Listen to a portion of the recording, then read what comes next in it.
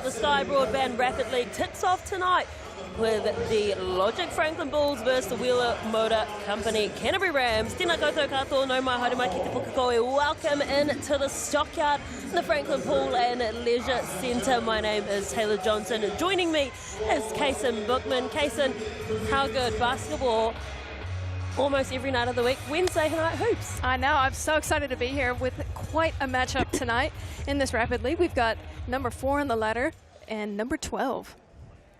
Canterbury Rams with 3 wins and 2 losses in the Sky Broadband Rapid League standings. And Nelson Giants 5-0. That is impressive. But the Franklin Bulls down at the bottom of the table here. They'll be wanting to get a win tonight, get their season back on track. Remember, the Rapid League points are so crucial as those points differential go towards the Sal's NBL, and that game is going to be absolutely juicy coming up after this.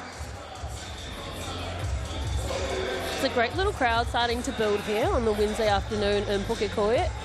Starting lineup for the Rams: Kate, Martin, Isaac, Holmes, and his other brother Kate, the 2 Kate brothers, Ihaka and Tawhiri.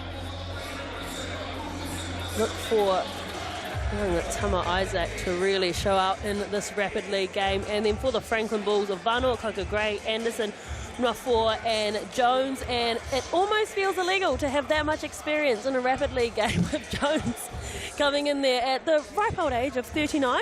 Still young, very young, not over the hill yet. Not over the hill yet whatsoever. 14th season in the NBL. He is going to come up against some of the 17-year-olds in the Canterbury Rams. Isn't that crazy to have almost over 20 years as senior? I would love to see what the inside of his kneecaps look like. The fact that they're still holding up is amazing. But you see the matchups here, 31 and 35 points per game. Defense going to be the key for both teams. Nwafor and Holmes, the top scorers. And you've got Coker and Gray and Isaac going head-to-head. Going to be an exciting game here in Pukekohe. Absolutely, 2 great teams. Loving the lavender colour of the Franklin Bulls. Definitely might be one of my favorite uniforms this season. Better than the camouflage, I will say. They have a little bit of an edge. That nice lavender color. Canterbury Rams as well will be playing in the white for the Sky Broadband Rapid League. The match officials today: Mikey Graham, Sam McFadden and Ben McLaughlin. I love coming out here to the Stockyard because every time the music's pumping, the people are great. It's always just a good time. I know, I want to know who the DJ is. They've been playing bangers for the last, for the last half hour. So find out who that is. Got the best playlist. Canterbury Rams playing in the white here in the Rapid League. Everyone giving the handshakes as we're so used to seeing. Who are you picking for this one, Kason?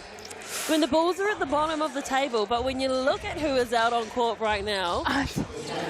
You know, I want to leave it up to the people. Let the people decide. But for me, I'm going to stick with the Rams. They've been so solid this season, and game in, game out. I mean, they're 3-2 in Rapid, but in the NBL, they are absolutely smashing it.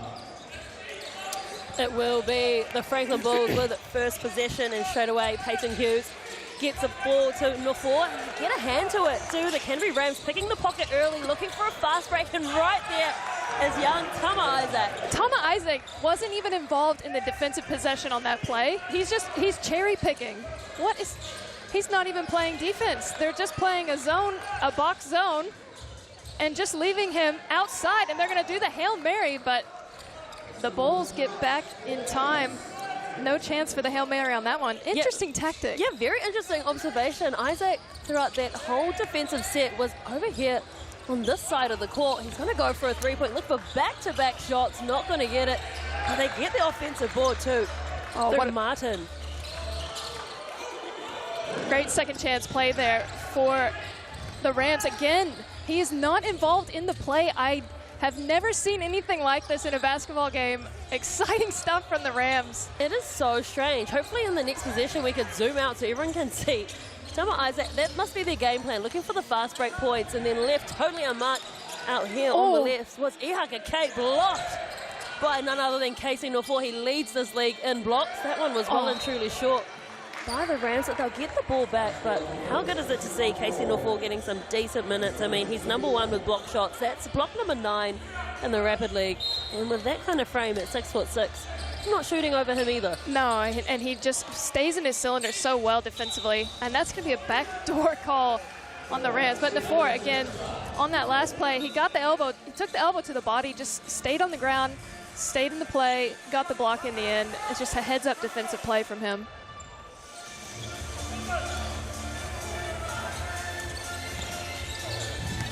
Inbounding the balls is Hughes. And again, they almost get the turnover.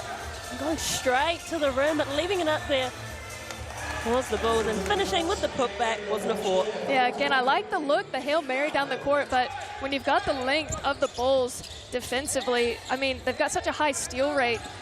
What a great cut to the basket and finish. He's playing with so much energy. His young Tamatoa Isaac. Because he doesn't have to play defense. Yeah, exactly. I don't know if we can pan out here, but he's, again, there for the fast break because he is not there defensively. This is such a different tactic that we have not seen, and it is working. It's so smart. It's like a netball, right? In netball, you can't cross half court. Oh, great vision by the Bulls, but unfortunately the defense got there. And there's a lovely three by none other than Peyton Hughes. Yeah, Peyton Hughes wide open there in the corner. Great penetration kick to find him for the open three, and a nice drive there by Kate. 16 years old, Tawhiri Kate, in his rookie season, playing with confidence. But see, now you've got Isaac doing a solo full court press. I kind of like it. Good contest up in the air. But still getting the bucket in with Zion Anderson. Kate again, just goes straight there. He's finding the open lane. Unbelievable stuff from the 16-year-old. Again, he loves that drive in, not scared of anybody. I like it from the youngster, and leaves it short in the corner.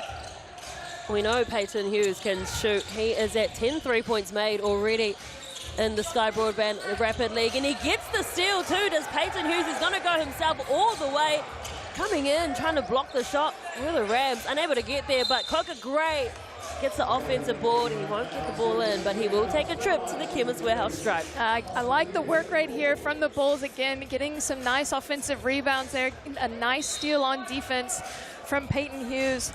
And you see the attempt at the block here, but just sticking with that play, getting the O board, and he's going to find himself at the stripe.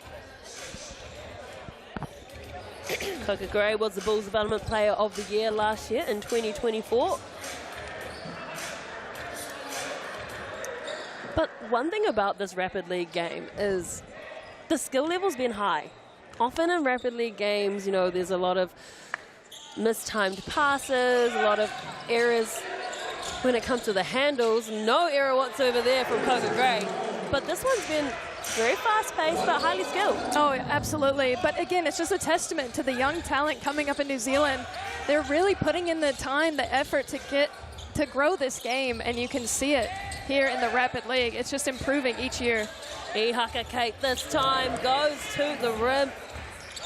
Did well to change direction, spin around, go the other way. Made it look like he had heaps of time going up and contesting Coca Gray. He'll get the whistle again, and it's another trip to the Chemist Warehouse stripe. Almost got the circus finish on the opposite side. Coca Gray, I really like his game. Such a solid player underneath. Almost got the and one finish there. With 9 seconds left to play. Bulls down by 1. With a chance here to tie it, and he does. Chance here now to take the lead as well, and we are certainly being entertained. And if this is just a teaser to what is to come in the NZNBL game, then oh my goodness, I cannot wait. 9 seconds left on the game clock here in the first quarter. Tama Isaac body checks, goes up with a jump shot. It is an and one play. And that's what you expect from that young man there. Oh, what a play from him. What a shot. Nice little turnaround jumper. Got into the lane and got the and one finish. A 3-point play to end the quarter. You'll see it here. A nice little spin move. Just takes the contact. I don't know if he called bank or not, but what a shot from Isaac. I've absolutely loved watching him play, Tama Isaac. And that is the first quarter done and dusted. It surely was a rapid first quarter at that. And it is the Canterbury Rams, the visitors, with the lead 15 points to 3 here at the Franklin Pool and the Leisure Centre. And let's take a look at some of the stats. It is highly entertaining. Talk us through them, Kaysen. Yeah, I mean, you see points in the paint, Canterbury Rams, 14. No shots from behind the arc. You see the Bulls, again, same story. 8 points in the paint, 4 from turnovers, which is great. And second chance points, they've got 4, compared to the Rams with 0. Still close, obviously, 2-point game. But I'm loving the energy and the tactics from the Rams. So interesting. As is a large Brooklyn pizza. That looks interesting. What is on there? That looks amazing. Is that bacon? Well, last time I was here at the Stockyard, they gave me some free sales pizza, so I'm hoping that's in store again tonight. Oh, say it louder for them to hear, so they can hear us. You can get some sales pizza too. Scan that QR code, take a photo. It is valid up until Tuesday. And don't forget to Sky Broadband, your fibre starter, from $50 a month for the first 12 months. And you're going to need a lot of fibre because we have TikTok games every Friday. You're going to need some fibre for that if you're out and about on your Friday night, having a little cunny or a dance somewhere. Don't worry, you can whip out your phone and watch us on TikTok. I'm curious to see if the Rams continue with their defensive tactic of not even involving Tama Isaac and just letting him cherry pick the whole game, or if he's actually going to have to play a little bit of half-court defense, or if he's just going to stay and try to get as many cherry-picking points as he can. Tama Isaac is 18 years old. That's crazy. That's wild. Martin from the left corner, Cocker Gray gets the rebound. Hughes drags the foot. Not called. Back out to Hughes for a three-point attempt. Oh. Second one of the game. Oh, that's a big-time play from Hughes. Excellent setup there from the Bulls to find him. You got to find your shooters, and they did just that. Good job from Hughes. That's toughy, Kate there. Yeah, Isaac caught there on the moving screen. That was a rugby screen, if I must say. Bit of shoulder involved. But you see him here. He's on an island by himself. He's applying the full-court pressure, and that's his only defensive responsibility in this rapid league game. Once it gets to half-court, he's out. So if you're the Bulls, this should be, in theory, an easy offense to run. And I think that's why they're moving the ball around a whole lot more and throwing it down, casing the floor, and you hurt the crowd. They love it. Oh, my gosh. What a play and a slam from the floor. Bulls taking advantage of the missing defense. Long shot from deep, unsuccessful from Holmes, but getting it back again was Isaac looking for the putback too. Was Ihaka Kate not going to get there? Unfortunate there for Nafour. He just got caught on the backside, and he got called for a push in the back, so it will stay with the Rams.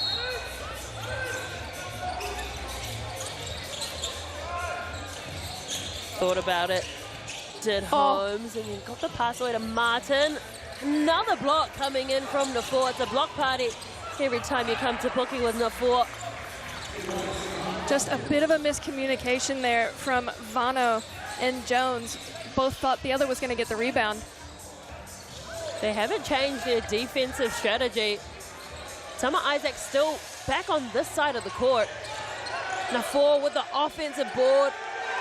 It's just that nice roll off the hand. And that's the big risk you're going to run with a box defense.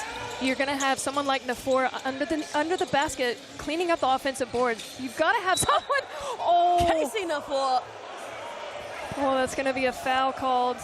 Unfortunate stuff there for Nafour. I thought for sure that was his 17th block of the game, but oh no, that's going to be a foul against the Rams. No. I think everyone's confused. Yeah.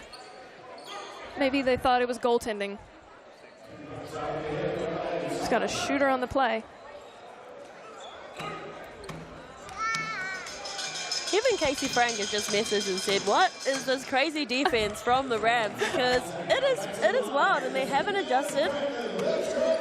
They're backing themselves. There's so many things to to unravel about that type of defense. Normally you play a box and one and you have someone on a shooter like a Steph Curry or something, but no, the Rams just don't want to have a fifth defender. And you'd think that it's there for the fast break opportunities, but they haven't had as many fast break opportunities as you would hope to warrant him staying down the center of the court. I think they've got an idea and they're going to stick to it. But again, if you're the Rams players at this stage, if you get a steal, your first look is usually over the top, but the Bulls have hands in passing lanes, so they have disrupted most of the looks, but they won't disrupt it. Here's the fast break, and can he get it? Well, he bobbles it. Pukekohe comes up. They will get 2 shots at the chemist warehouse stripe, and we've just seen why they're doing it. But you're going to say, how tired are the Rams players? Because it's 5-on-4 the whole time. They have to work. Yep, it's a scrambled defense for sure. But again, it's going to come down to, you see the replay here, a nice look, just a little overthrown.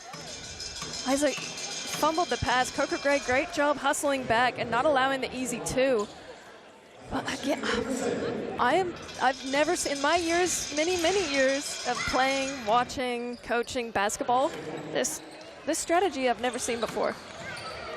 He's such a great player, is Tama Isaac. And again, he drops back to his side of the court, firing another three-point shot. 3 threes tonight for Peyton Hughes in the Rapid League game. He is feeling hot. I mean, Peyton Hughes was here in the early hours of the afternoon getting his shots in. It's so great to see it going in. And the 4 coming out of nowhere, but he missed the block. And the Rams got the finish. Peyton Hughes has been around for a while.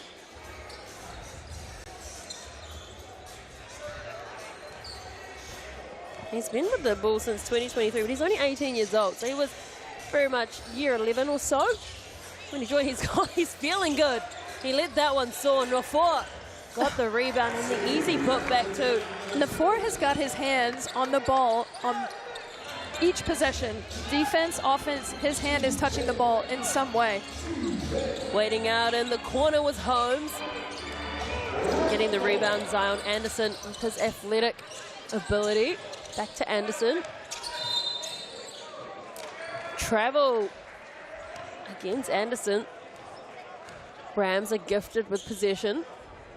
I mean, the Rams defense has done quite a decent job with only 4 defenders to keep the Bulls to 25 points. I mean, the fitness levels of these guys must be insane because they are working overtime, as is Tama Isaac. Oh, man, he's such a special talent, isn't he?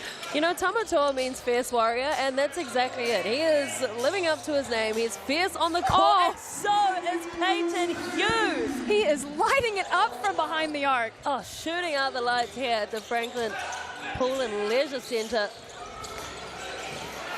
Losing his footing was Mana Martin.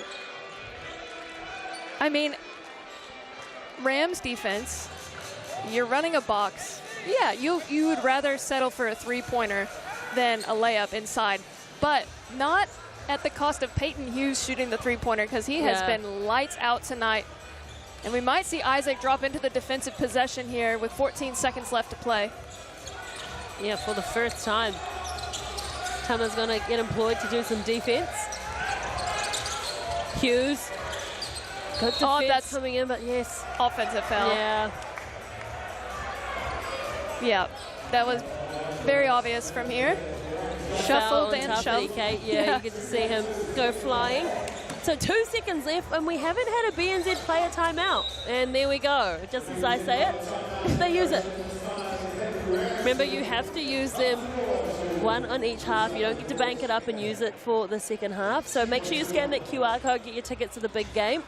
Your chance to win tickets to some of the games. And look, there are games all over New Zealand. From Auckland's North Shore down to the deep south and Invercargill at the Shark Tank, and pretty much everywhere in between.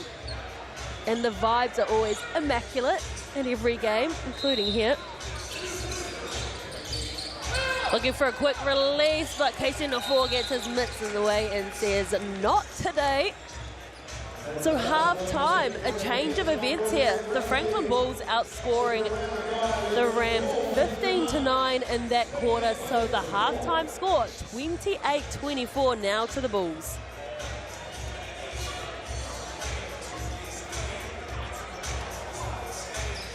Well, if you are the Canterbury Rams, Kaysen, what are you saying? I mean, I enjoyed the tactic initially, but I feel like it shouldn't be on every play. I feel like if you're going to do that, you need to alternate. But again, the story has been Isaac with 14 points, and he's been cherry picking the whole time. So it is working. I mean, he's got majority of the team's points. But another story, Peyton Hughes with 9, just lighting it up from the 3. And then you see Nafor. I'd like to see if there was a stat on tips. How many tips, how many times he's touched the ball this game. It's been unbelievable. He's been everywhere. You see there Kate with 3 assists, and you see Nafor with 2. I swear there's more than 2 blocks. There's got to be. And then steals, see Hughes, Martin, and Isaac with 2 apiece. Anderson and Kate with 1.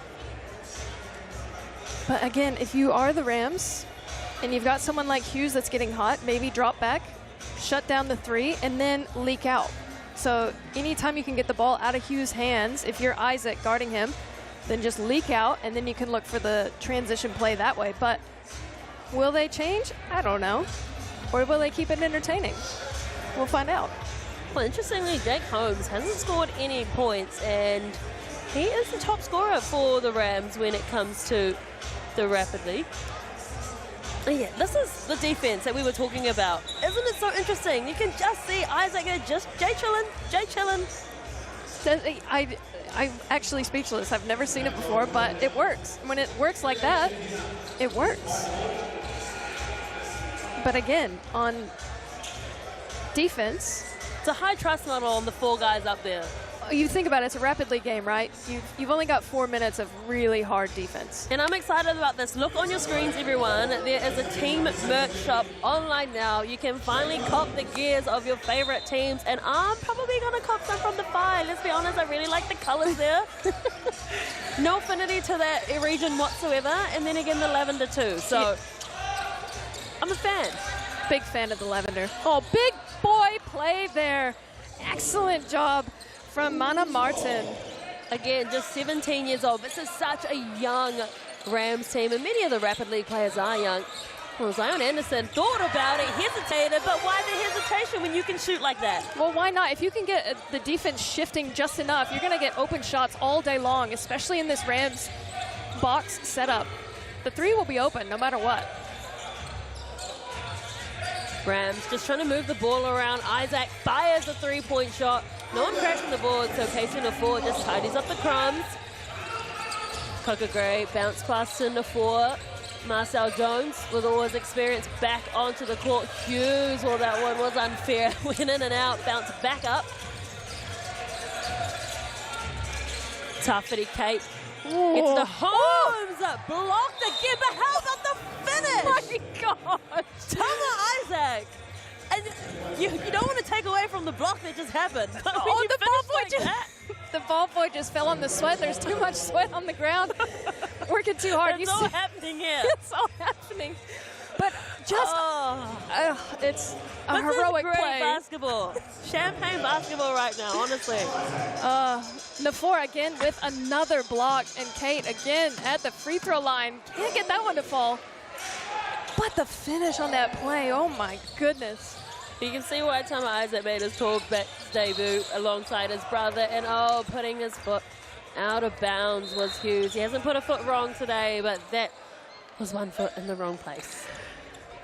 I'm still coming down from that last play. I know, that needs to go up on Instagram ASAP so we can all reshare it for the defensive effort and the offensive effort. Martin for 3. Falls into the hands of Marcel Jones eventually. Vano to Jones. Great vision from Jones. Height mismatch down the bottom, but the defense was enough from Martin Jones. What a shot. All his experience. Great shot. Again, excellent ball movement from the Bulls, taking advantage of this weaker defense from the Rams. And again, a block. And the Bulls are coming the other way. And another block. Oh, and it's going to be a foul. Thought he had all ball, but not to be. Well, pull up to the block party here at Franklin Pool and Leisure Centre. Really has been. Hughes is back in the game. Bulls leading by 6 points now. They're at the bottom of the Rapid League table. So a win here will do wonders for them, but also will be great for the Sal's NBL team because there are 5 teams, all with the same number of wins and losses. And so the points percentage comes into play here. Oh, it absolutely does. Every single point matters, and I think that's the reason why the Rams have got a cherry picker on the other side. They can try to get as many points as they can in this short amount of time. Holmes to Isaac, back to Holmes. Holmes wants to drive, gets a spin out, kicks it out to the corner. Smothering defense coming in from the Bulls. 8 seconds left on the shot clock. Tama Isaac tries to go over Coca Gray, but he did well on defense. Yeah, I like that defensive possession from the Bulls. Just an absolutely physical team showcasing their stuff here tonight. Well, the Bulls are squaring off in defense. You know, they're tough. Oh, yeah. They always have notoriously been tough. Like coming here to Pukekohe, you know you're going to be in for a tough physical battle all night. I just want to highlight both teams coming into this game only average 3 3-pointers made per game. And already the Bulls are on 6. So they've doubled their average. Thanks to Peyton Hughes, the local boy. Went to Pukekohe High School. Mana Martin muscling his way through. That's how you do it. I like Mana Martin's game. He is fearless underneath, just backing down the defense, taking the hit and getting the finish. Out of St. Thomas and Canterbury. Anderson! Second triple. And they're raining threes here in the Rapid League game. Well, I mean, they're just being handed on a platter from the Rams defense. And there's going to be a travel on Isaac. Again, all momentum seems to be in favor of the Bulls at the moment. Are the Rams gonna stick with this defensive tactic? Oh, let's wait and see. It looks like they are. Yep, Tama's still gonna chill out here. Coca Gray wants to get in on the triple party. Why not?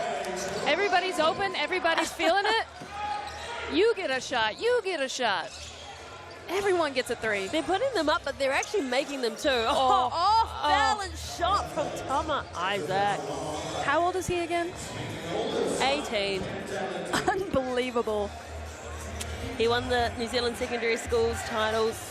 The Christ College was a tournament MVP, and I can probably see why. I mean, you see the contact there, the nice spin dribble, taking the body and not even being deterred off his mark. He is quite the phenomenal player. Hughes gets it back to Zion Anderson. Back-to-back buckets for Anderson. And that's another stock standard way to beat a zone defense. Fake a pass and drive. Exactly what Zion Anderson did there. They're playing so well tonight as a team, are the Franklin Bulls. Isaac looking at the shot clock, 3 seconds left, goes for the 3-point shot, and it's money. That puts him at 21 points. That shot there, he's got 21 points in 3 quarters. That is insane. That's pretty impressive for Rapid League. 21 points in 12 minutes. Essentially. Let's see if my screen reloads here. Yeah, 12 minutes. Well, he's shooting 7 from 13 from the field. That is crazy work coming in. Tama Isaac. They still trail though. Well, 33-42. And that's due to the fact that the defense they've chosen, I get it. Coming into this game, the Bulls were shooting 25% from behind the arc. It's a risk. You're going to bet on them not shooting as well as they normally do. But again, tonight, they have been lights out. 8 for 14 from the field, shooting nearly 60% from behind the arc. Unbelievable stuff. And they've only gone to the line, the Bulls, 7 times. And they're only 57% from the field, or from the line. And that's kind of a little bit lower than their average. But the Rams, they've gone 7 times. They're shooting 71%, which is pretty on par for them.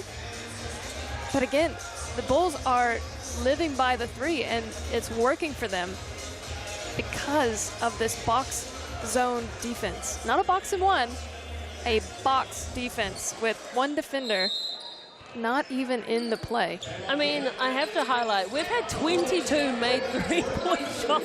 It's unbelievable. No, we don't. That's 2-point shots. 22 made 2-point shots. That's still a lot. Put my glasses back on. Mana Martin. Oh, well, there he is. He's just adding to the 3-point shots. And Rams starting 12 3-points made. Zone Anderson thought about another. Yep. Oh, that's just great D. Really messing up there. Yeah, really great D. Had him pinned down against the baseline. He tried to save it with the behind the back, but just defense was too tough. Isaac wants to go himself. Wide open is Holmes. Doesn't get there, but good offensive rebound coming in from Martin. Young Kate, the 16-year-old, and it's a travel.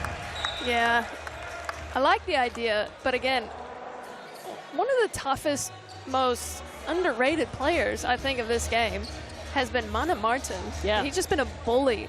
When he gets the ball down low, just absolutely backing his defender down, and you see him there crashing that offensive board. Well, he played in that New Zealand under-17 team that finished 4th at the under-17 World Cup last year. Pukekohe. I mean, were they only practicing 3-point shots this week? I mean, they must have been, or they're just used to having 5 defenders instead of 4. Holmes fires, and he nails it, and he looked down in frustration because he hasn't made as many shots as he usually does, but he's finally found his radar. It's come a little bit late. Still a lot of time left, though. Still a lot of time. And Jones just making it look easy. That's the standard basketball he likes to play. I mean, he was head and shoulders above the 3 defenders in front of him. Marcel Jones sitting at 6'6". There he goes again. Oh, you said it. There He's just been killing it this game. I like his game a lot. Nafor wanted some of the 3-point action, not going to get it, and getting a shove in the back was Pukekohe. I like the no foul call on that.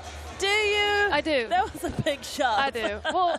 Well, yeah. But I mean, I like it. You see that nice little up and under layup there from the youngster. Holmes to Isaac. Heavy minutes as well. I mean, there's not been a lot of rotation in this Rams team. A shot coming in from Ihaka Kate wasn't successful. They trail by 5 still in this game. That was backcourt, but no one caught it except for the Rams bench. Oh, Marcel Jones gets a slice of the 3-point pie today.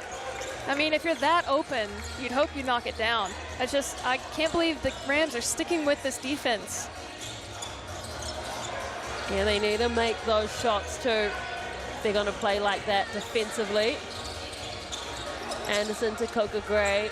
I mean, this has got to be one of the highest scoring Rapid League games I think I've ever seen. I was just going to say that. What is the highest scoring Rapid League game? Because this has to be up there. Mike Lacey texts me.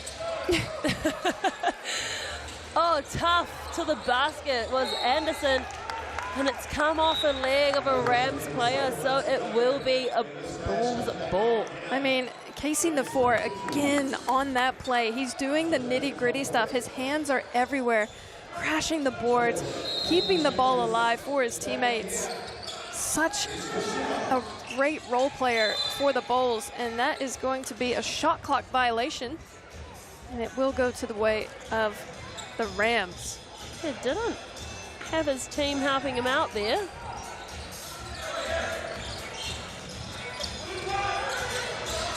Trying to find what the highest score was in the Rapid League. Cannot find it.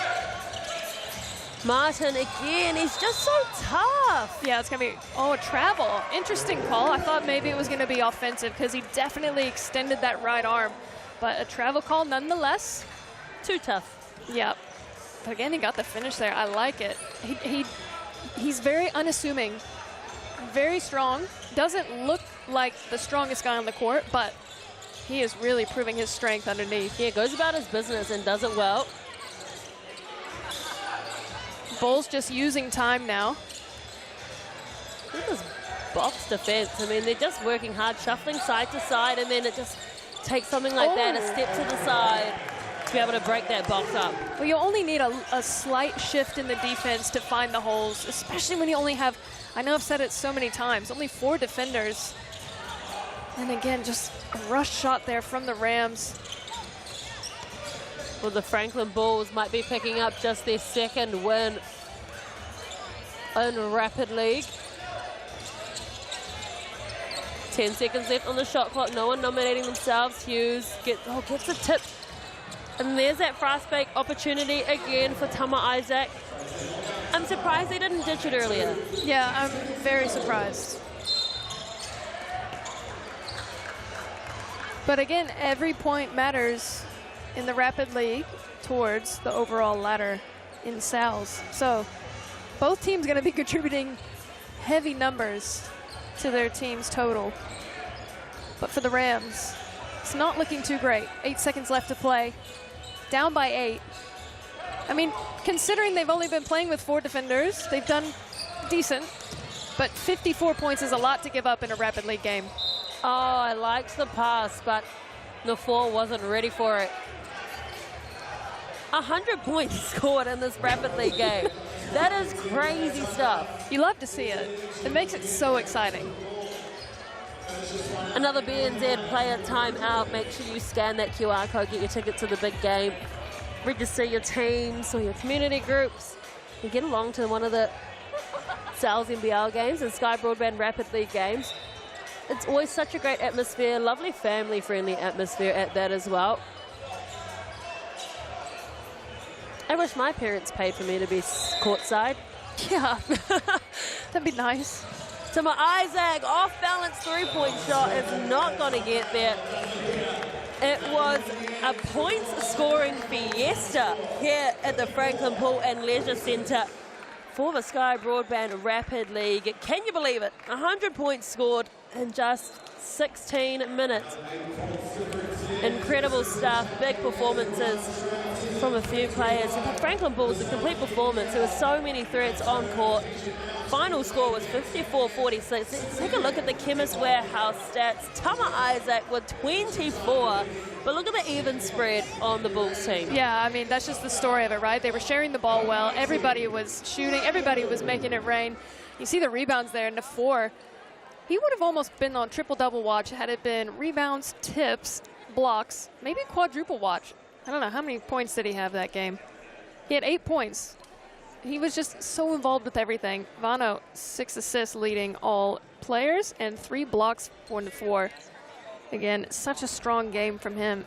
And steals pretty well balanced. Hughes, Martin, and Kate with 2, as well as Isaac and Anderson in 1. Funny that Isaac got 2 steals and he didn't have to play any defense. He got them up the court, that's why. It's the full court pressure. The full court pressure from one person. That is all she wrote here in the Sky Broadband Rapid League, the opening game in round 5. What a juicy appetizer that was, because the main meal is coming up after this. The Franklin Bulls hosting the Canterbury Rams in round 5 of the Sal's NBL. Don't go anywhere, because at 7 o'clock we'll be live all again to run it back. We'll see you soon.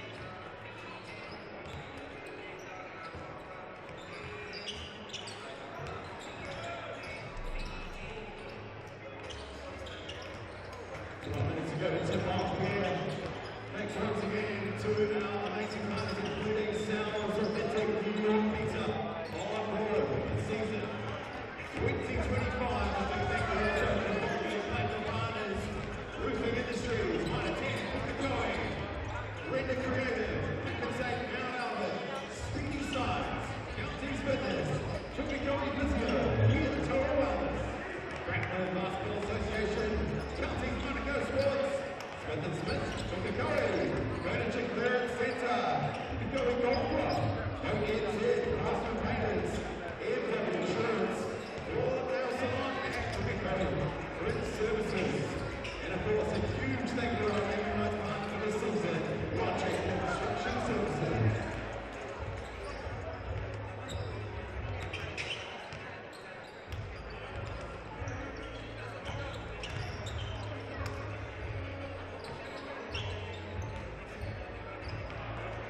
Announcing our team here from the south, it is the Canterbury sitting up tonight for room number 1, Pukekohe.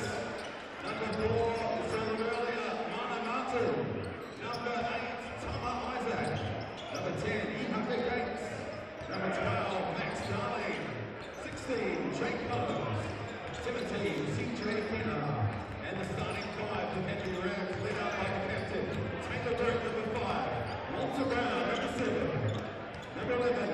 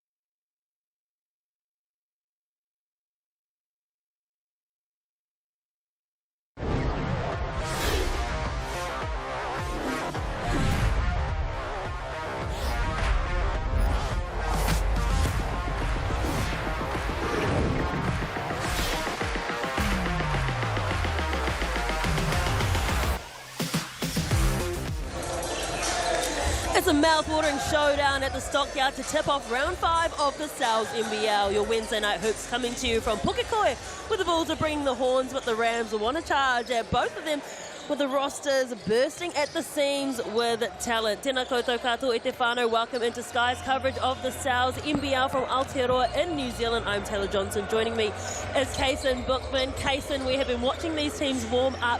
The energy is high in here. How do you see this going tonight? Oh, it's going to be a great game. If it's anything like the Rapid League game, we are in for a shootout tonight. The Bulls were hot from behind the arc. The Rams had an interesting tactic going into that game. I doubt they'll carry it on into this NBL game, but both teams look fired up, ready to go. Get your phones out and join in on the fun by voting as to who you think is going to win, and a lot of people backing the Rams. But do they know that Mr. Ethan Rusbatch is back for the Franklin Bulls?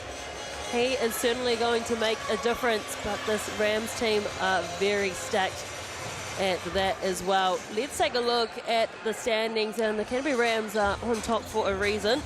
They are 4-1, and it is a logjam at the top of the table. You can see there 5 teams on 4 wins and 2 losses. That's massive. So a win today for the Bulls will mean that they break that logjam up and can go to the top. Yeah, exactly right. And that's what they're going to be looking to do tonight. No one wants to be tied for 2nd and 3rd and 4th, you know? Get this win tonight, they'll see themselves towards the top. Goes to show how close this competition is. The Giants and the Panthers still yet to pick up a win, but we are still so early in the season. Can you believe we're only at the beginning of round 5? We've been watching some incredible basketball, and there's basketball almost every night of the week. The Sharks play the Saints at the Shark Tank IoT Stadium. Southern and Invercargill tomorrow night, and then 2 games on Friday. The Tuatara will host the Panthers in an Auckland game, and the Rams, well, they have to back it up and host the Jets at home, and Corey Webster is shooting the lights out, so that will be a game to watch. And the Nuggets will host the Saints, and there's also a few games on Sunday as well, so you can certainly get your basketball fix.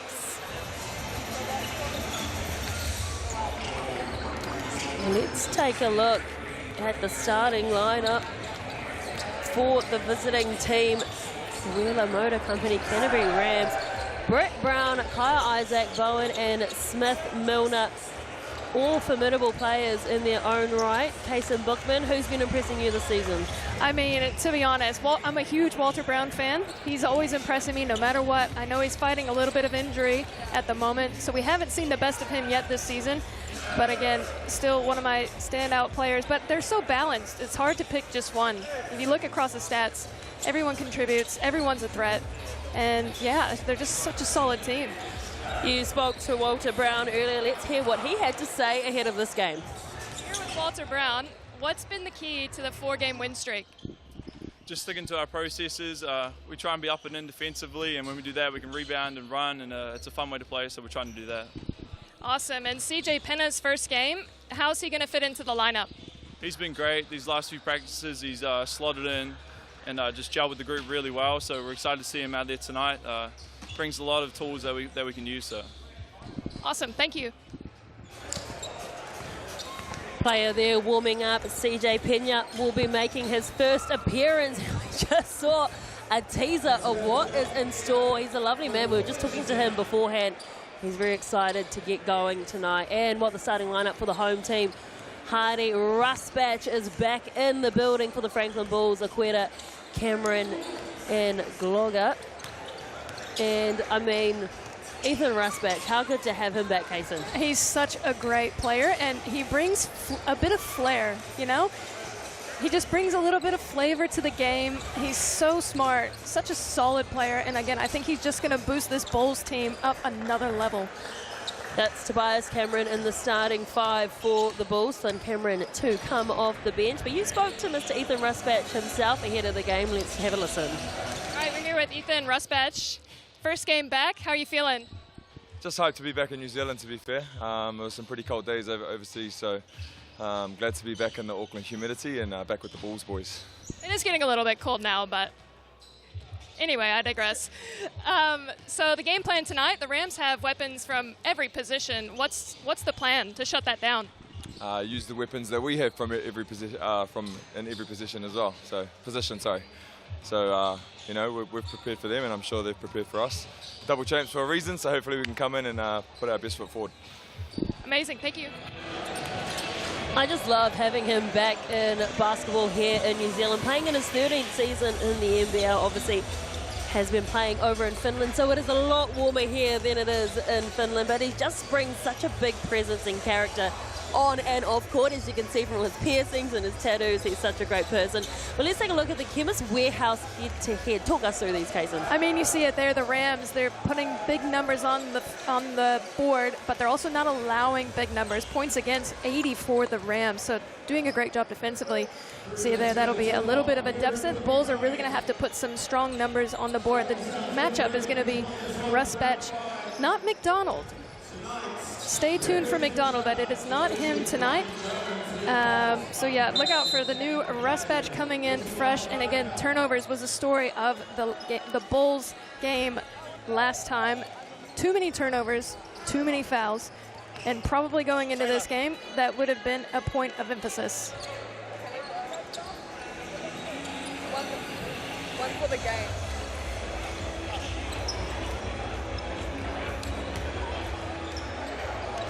Crowd really starting to come here to the Franklin Pool and Leisure Centre. Ryan Jones, Mikey Graham and Sam McFadden are your match officials, and a big welcome in to everyone watching in all over the world. Sky Sport 1 here in Aotearoa, ESPN3 and FIBA YouTube, and a shout out to Lisa Williams, the sister of Joe Reddish, who is one of the assistant coaches, watching all the way from Dubai. Doesn't miss a game. Great to have you watching us, and Dad Ray says hello.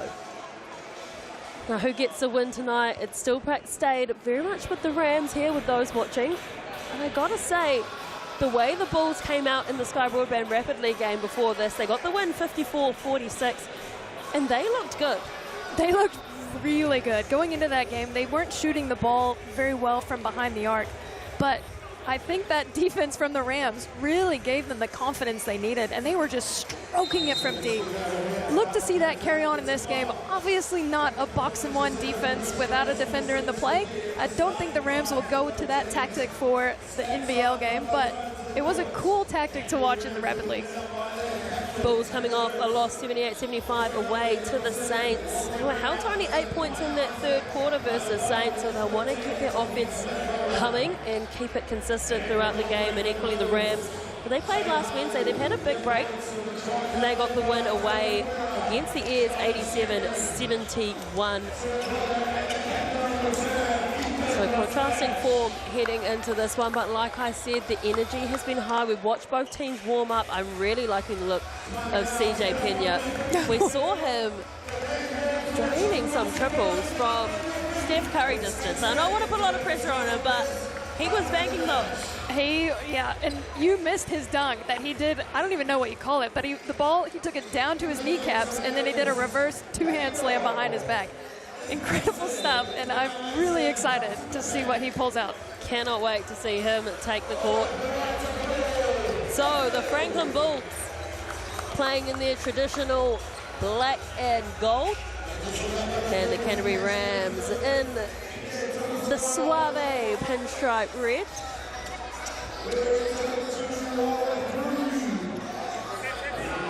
Okweta and Smith-Milner jump for this tip-off. Round 5 underway shortly. The stockyard is humming. It is the Bulls and the Rams with first possession through Taylor Britt. Smith-Milner gets a quick header. Brown, who drives straight to the rim, gets up. The vertical jump on that man, incredible. He is a freak athlete, but a great setup there from Smith-Milner with that solid on-ball screen. Gave Walter Brown that easy look to the lay, and another screen there. Walter Brown hit the deck. Tay Hardy getting absolutely smothered under there. Does well to regather. Rusbatch for the triple. Welcome back to the South NBL. Ethan Rusbatch coming out with a bang. Ethan Rusbatch with a 3 to open it up. Oh my. He's picked up exactly where he left off, Ethan Rusbatch. That was just so good to watch. They are last in 3 points made this year, the Bulls. And I feel like that is going to change after tonight. It's crazy how bringing one player in can completely change the dynamic of a team's offense, and Rusbatch is a player to do just that. He said, I'm him tonight. Watch me. Taylor Britt, stalwart of Canterbury basketball. Walter Brown with the fake. Tay Hardy, he brought it. Oh, Heavy collision underneath. We're going to take our first trip to the Chemist Warehouse strike, but already high-octane start. well, that's going to be 2 fouls on Rusbatch early on. Not even a minute gone in this first quarter. And he might just find himself going to the bench. Great job from Walter Brown, though, just taking that contact straight to the body. It's what he does best.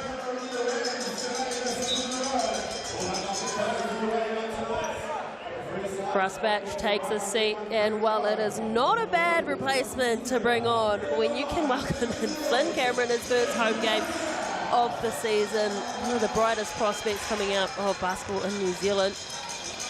And now it is Walter Brown's time. He's currently shooting at 100% from the free throw line. It is Walter Brown. Why'd you have to say that? If he misses this, it's on you. Spin with the Tasmania Jack jumpers. We know how good he gets. Oh, I did it. I did it.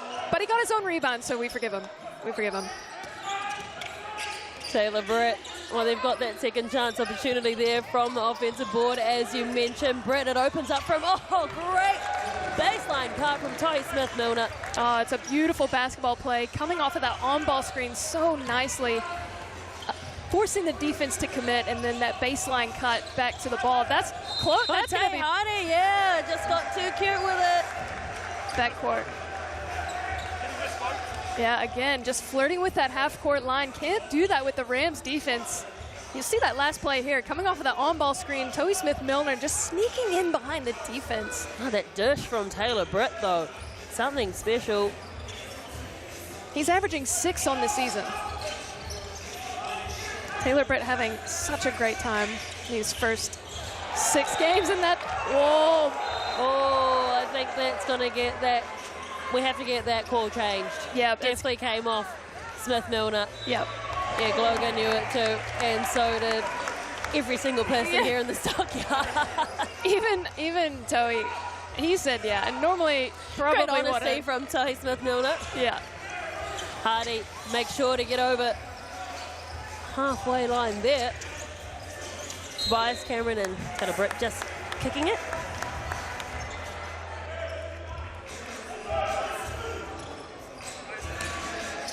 Great to see the Cameron brothers combining, but now for the Franklin Bulls.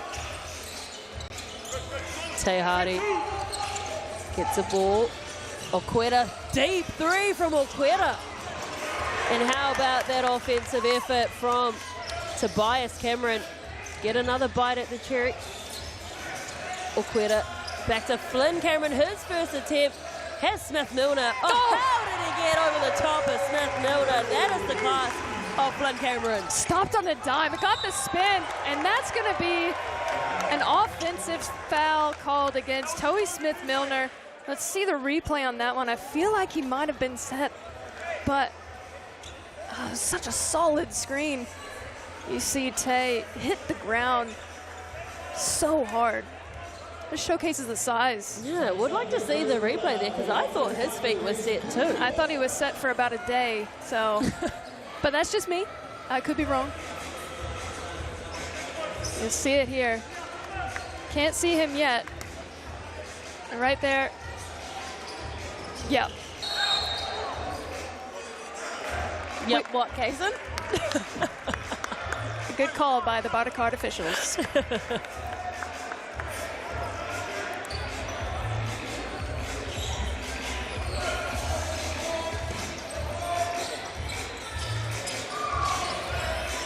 Cameron inbounds. Gloga back to Hardy, who took a big hit beforehand from Smith-Milner. Wants to go around. Kaya Isaac can't get through. Gloga. Oh, nice floating shot. Didn't even really need to leave the ground at Gloga. No, not at all. It's so long. Wanted to go quickly up court. Brown and Britt. Taylor Britt behind the back handle. Just takes it right to the rim, but leaves it there. It's Oqueta looking for that fast break opportunity through Tobias Cameron. Oh, hop steps his way through. And that is an and one. What? I'm loving the pace from both teams, but Cameron on that play, unreal stuff, finding his way through 2 defenders, and he will go to the chemist stripe. You see it here, a great outlook pass, and again, just stepping through the 2 defenders, Walter Brown. Great job from Cameron. Made his Tall Blacks debut last year. His brother and, of course, his father. All Tall Blacks.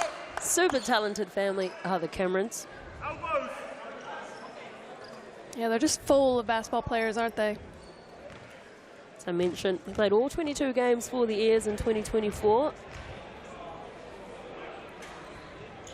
Come up here to Pukekohe. He's been playing well. Applying pressure up high was Hardy and Okwera. Kaya Isaac needing to bring the ball down the court. Smith-Milner again tries to release and gets into the paint. They can't find him. The defense absolutely smothering the Rams at the moment and picking the pocket too. That was Tobias Cameron. I mean, the intensity, the intent of the Bulls defense right now, they are locked in. And there's a lot happening off the ball too. There's a lot of bodies, a lot of people pushing.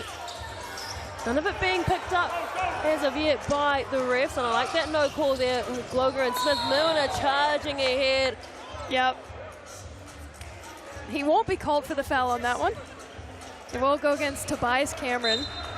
Just got in the way of the freight train of Toey Smith-Milner. That wouldn't be a nice feeling getting plowed down by him, but you see it there.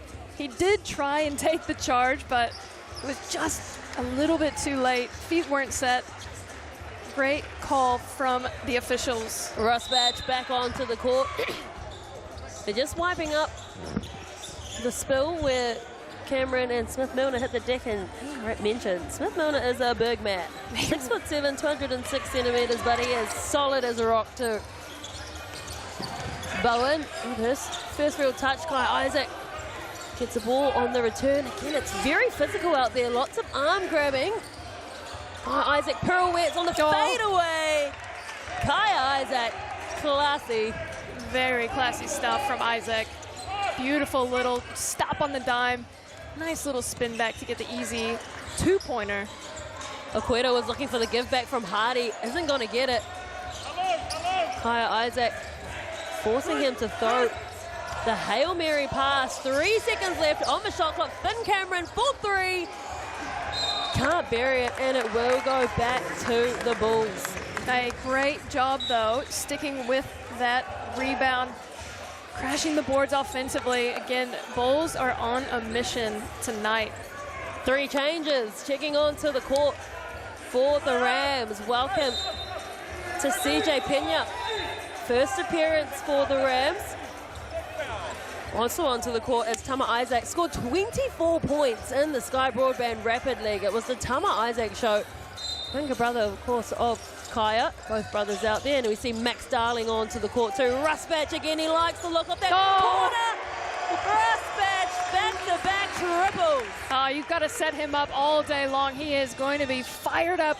Coming in for his first game. Again, great job finding him. And again, defensively, Bulls really just putting the pressure on the Rams, not giving them any easy looks. Well, no one's dying wondering in this game. We're only in the first quarter and everyone is giving it 110%. Pena gets it back to Smith-Milner.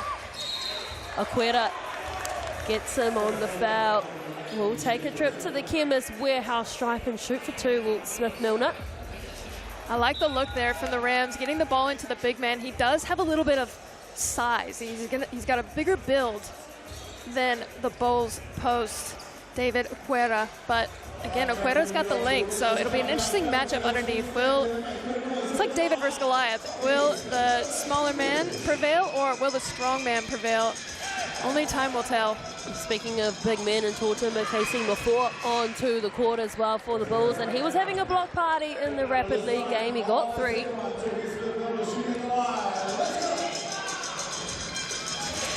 Smith-Milner, another tall black on the court there. There are plenty out here today on your Wednesday evening hoops on Sal's NBL.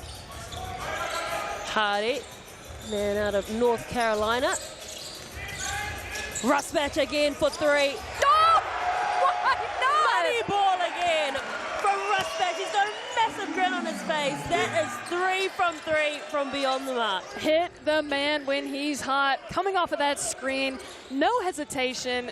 What a release from Ethan Rusbatch. Well, he's been playing in Finland. Peña's first attempt. Ricochets off the left. Yeah, good call.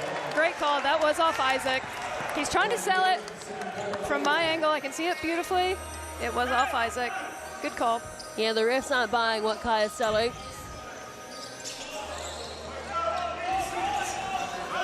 Tama given the task of marking Flynn Cameron. Look at the pace. And then good defensive effort from young 18-year-old Tama Isaac. All ball. Yeah, don't look to see him back down from anybody. We saw you're it. right. We saw it in the last game.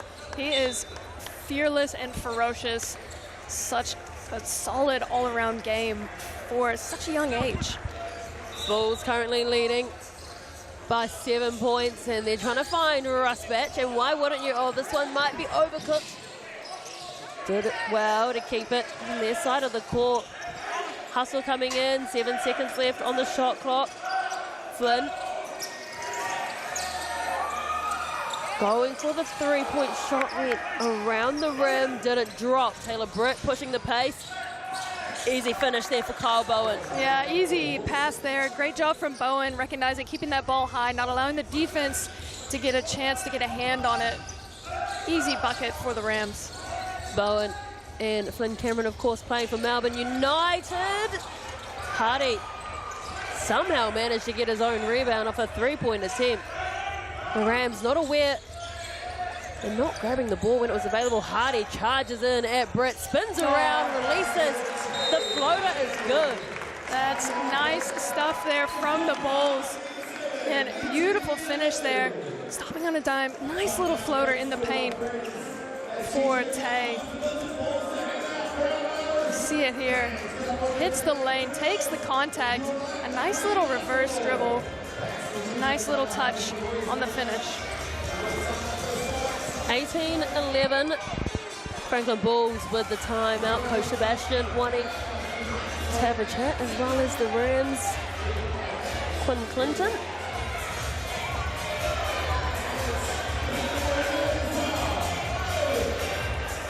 I mean, Rams shooting 80% from inside the arc at the moment. They've only missed one shot compared Both teams. yeah. Shooting at 80%. 42% from the field for the Bulls. Oh, sorry, 42% from behind the arc for the Bulls, I should say. And the Rams have yet to make a three, but they've only taken one. Coming into this game, they're shooting 37% compared to 31% for the Bulls. But this is pre-Ethan Rusbatch Bulls statistics. 100%. 3 from 3 is Rusbatch. He has come back from Finland, and he said it was cold over there while he's heating up. Didn't take him long to get hot at all here in Franklin.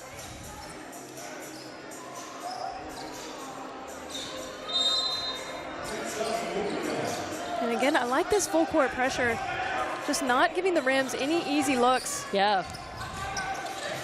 Brown gets it back from Britt. Bowen. Peña. Second three-point attempt. It's no good from Peña. He was burying them in the warm-up.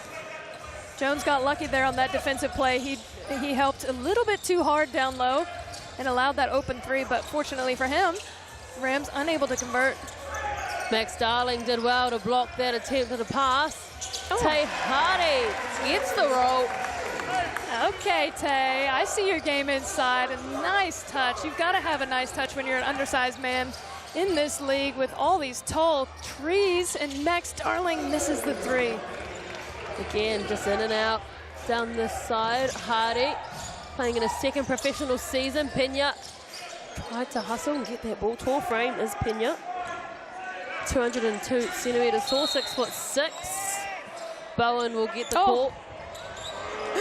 Oh, that was a little bit unsportsmanlike. I don't know if it was intentional, but Bowen gave a little shove there to Cameron and then went to go help him up. And when Flynn Cameron went to reach for the hand, Bowen walked away. Oh, no, sorry. The 4. Ooh. Yeah, that's why he got the boo. He's getting booed off the court right now as well by the crowd. And the funny thing is him and Cameron were teammates. That's probably why.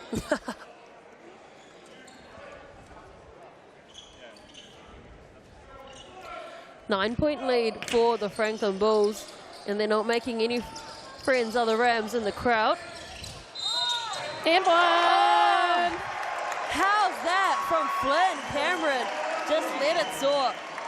He made that look so easy. I can tell you, folks, that is not an easy shot. No backboard, driving the baseline, a nice little floater. You see Brown give him the hip check there. Great job from Flynn to get the finish. Basketball fans would have seen he's off to Adelaide 36ers on a 3-year deal, much to the heartbreak of Breakers fans. With one of the highest free throw percentages in the league, might I add. Oh! Coming in for a block.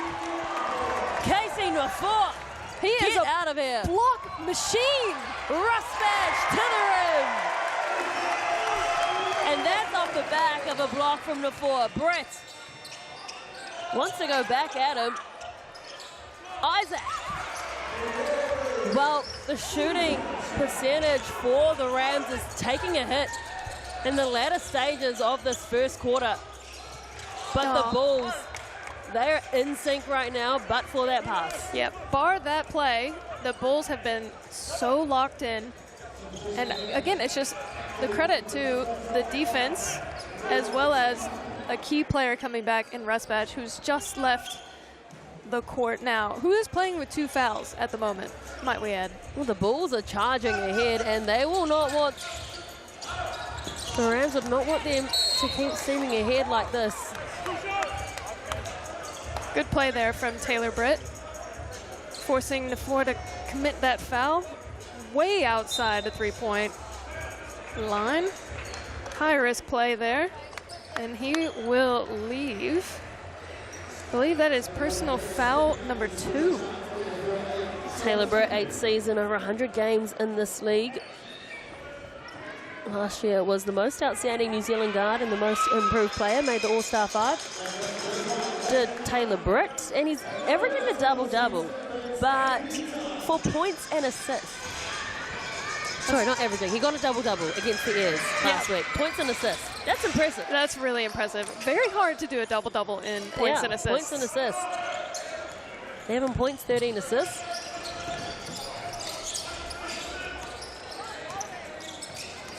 Bounce pass to Tay Hardy. Flynn Cameron passes it to his brother Tobias. Gloger back on. Hardy, unmarked 3, doesn't bank it. Max Darling turns around and the ball just falls into his arms. And again, they just cannot get the ball to drop through the net. The Rams going quick is Hardy. Yep. Good call there from the Bartercard officials. But Tay, what a job pushing the pace, forcing the Rams to sprint back on D, not allowing them to set, and you see it there. Gets the easy look. You see he's got 2 defenders on their heels. I mean, it was a good sell for the flop, but I don't know if it was that much of a shoulder jab from Hardy to warrant an offensive foul. Talk about his numbers, averaging 20 points a game. 6 assists, 2 steals, 4 rebounds. And we're not going to talk about the 4 turnovers. That doesn't matter. If you're averaging 20, it doesn't matter.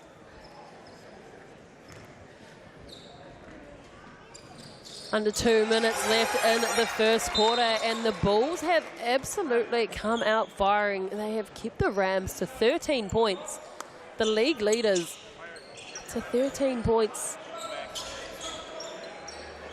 in 8 minutes and 20 seconds. Can they change this? Pena Again, it's that full court pressure you were talking about, Case and Bookman. Yeah, and I love that. It does burn a lot of energy, but you can get some cheeky little turnovers that you can convert to some easy points. Britt just wants to do it all himself, and that is a tough finish from Britt. Well, gets a shove in the chest from Flynn Cameron there. Again, like I mentioned beforehand, there's a lot happening off the ball, bodies on bodies. Jones dishes to Hardy, back to Jones. Ooh. Hardy footwork, trying to cross him up, but Pena's defense is up to it. Flynn Cameron, deep three! On target is Flynn Cameron. Off the razzle-dazzle handles from Tay Hardy. Again, a little bit slippery on the floor here. I mean, it's hot and sweaty here. Oh! And the stockyard, and Toy Smith-Milner with a much-needed bucket for the Rams because the Bulls starting to run away. He's keeping them back in touching distance. I mean, that's their first 3 of the game for the Rams. And it came from the big man. From the big man. Flynn Cameron wants to go back-to-back. Pushing the pace is Brown. And Isaac frustrated with himself, and they will get the ball back. Flynn Cameron put a hand to that one. But Tama Isaac was the go-to guy on fast break points in that Sky Broadband Rapid League game, and you can see he wanted to do the same here. Just a little bit overzealous. Well, he's got defense on good defense to go against now, whereas in the Rapid League, he was cherry-picking a lot. Britt has Hardy on him. That's a good battle this evening. And blocked by Oqueta, but got it back anyway.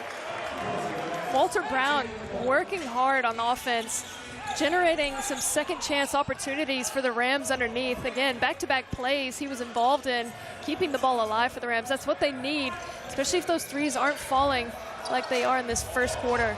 4 seconds left in the quarter. Bounce pass out to Tobias. Cameron intercepted. And that is it in the first quarter here at the Franklin Pool and Leisure Centre. This has certainly lived up to the hype we expected. It is first quarter score, 29 points to 20. The home team leading the league leaders in the Canterbury Rams.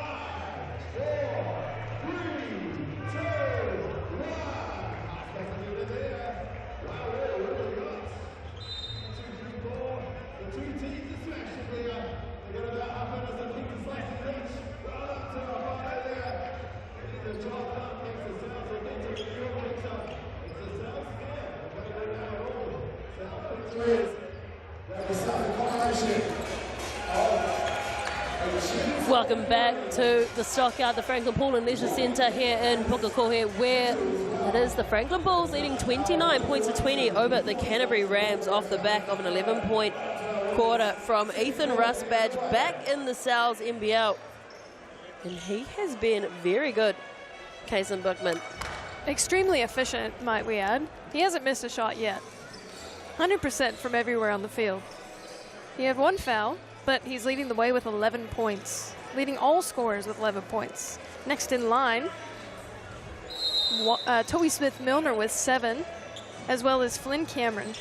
And then Tay Hardy with 6. Rusbadge threads it back to Hardy. Tobias Cameron thought about it. Gloga gets the looping pass in from Hardy. Smith-Milner gets a hand to it. Cameron tried to get the putback, doesn't get it, but will go to the Chemist Warehouse stripe. That was a great job from Cameron there. He got the inside position on Walter Brown. Walter Brown caught behind him. Ended up being called for the foul in the end, but I like the Bulls' offense on that play. Not a single player was standing still. All of them were moving.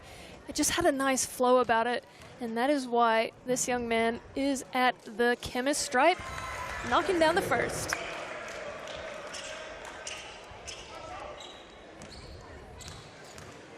Franklin Bulls coming off a loss, but certainly playing very well up against the Canterbury Rams. You just had that first up loss in the first round against the Fire, but since then have been firing on all cylinders. Brown accelerates, jumps, he gets such good height. Corners, jumps.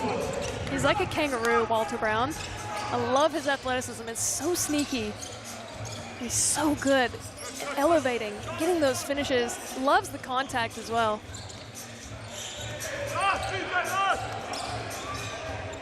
Hardy to Rusbatch, looking for his fourth triple. First miss of the night for Rusbatch, but back in the hands of Hardy.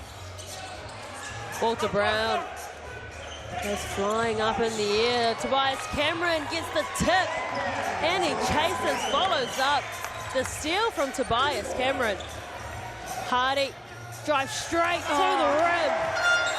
Just unreal stuff from the Bulls defense. You can sense the frustration from the Rams. They don't have an answer for this pressure. It's starting in the full court, and they are just making the Rams work every inch of the court. You see it here. Tay Hardy taking the fall in the hit, got the finish in the end. And the Bulls just look like a completely different team. Quinn Clinton didn't like what he was seeing, called for the timeout.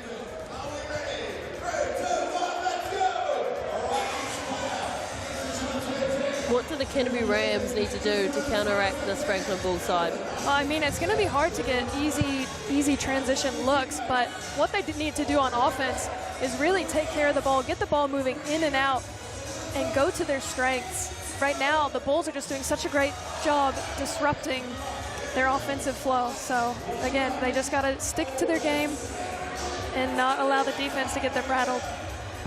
Everyone take a look at the right-hand corner of your screen, because there's a QR code, because guess what? You can buy the team merch from Sterling Sport on the online store, and there are a lot of pretty uniforms floating around. One of my favorites has to be the Fire. I do love the colors, but I'm also a fan of the pinstripe here. I just don't know if red would look good on me, Casey. You'd look good in anything, Taylor. Great to be able to support your teams no matter where you are in the country. Kaya Isaac with his tall black teammate, Finn Cameron on him. The Bulls are not giving the Rams an inch. Oh, they are relentless. Smith-Milner has to put up that shot. Again, there's a lot of pushing and shoving. No whistle there as well. Hardy gets the better of Walter Brown, but gets that pass away to Rusbatch again in that corner. Pulls up short, Gloger.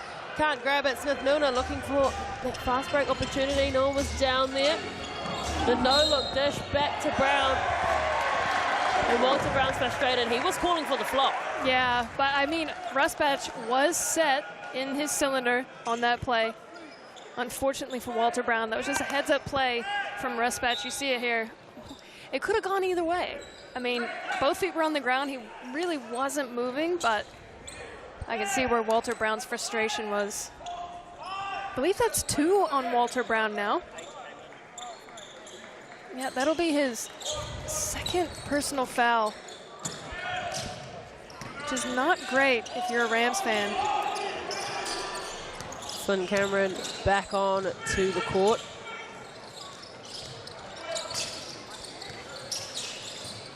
Rusbatch gets around. Isaac gets it out to Okweta. Steps to the side. Pena was trying for the defense. Again, Tobias Cameron, the work that he is doing. He doesn't get recognized on the stat sheet. Brett Pena Tama Isaac, the 18-year-old, gets high but just gets off the back. He did well to get that shot up over Okweta. It's a very big height mismatch. Oh, yeah. Complete mismatch in the length. You see Cameron penetrating, finding his brother. And there will be a foul called on the play. And you can just see it. The Bulls are working their tails off defensively. And that's just really why they're in the position they're in right now. Up 11. And then just working tirelessly to shut down the Rams and not give them any easy looks. They haven't been able to get into a rhythm. And if you can defend well enough that you've got Towie Smith-Milner taking all the threes, I'd say you've done a good job defensively. You can sense the frustration as well with this Rams team. Hands on hips, heavy breathing, not unfit, just frustrated. Well, and it's a physical game. Getting high was Smith-Milner. Hardy was absolutely not getting over the top of that jump.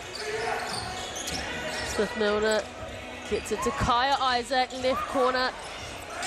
No one crashing the boards fast enough for the Rams. Finn Cameron charging ahead, and finally the Rams get a call. Got it. Great play from Isaac to step in the way of Cameron, coming in full steam, just taking that hit, drawing the charge. You see the play here. Bulls in transition. Cameron just plowing into Isaac. Well done from the youngster. The 18-year-old out of Christ College was the tournament MVP at the New Zealand Secondary Schools competition. Also made his Tall Black debut with his brother in Kaya.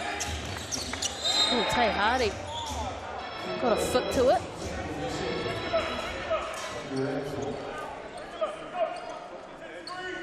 The Rams is really struggling to get into an offensive flow, but it is because of the defense that this Bulls team are applying. Smith-Milner decides to drive, and then Finn Cameron, just like a thief in the night, plucks it from Smith-Milner. Tay Hardy takes it all the way up. Unreal stuff, but it started with the closeout from Casey Nafour.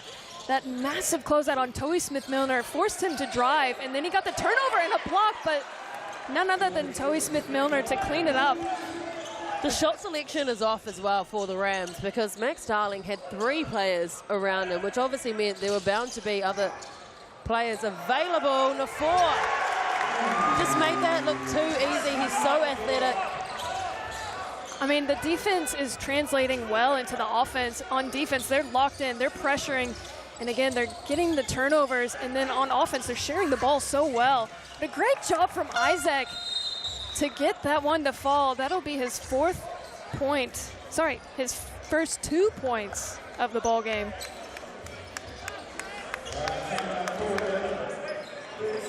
Timeout called again.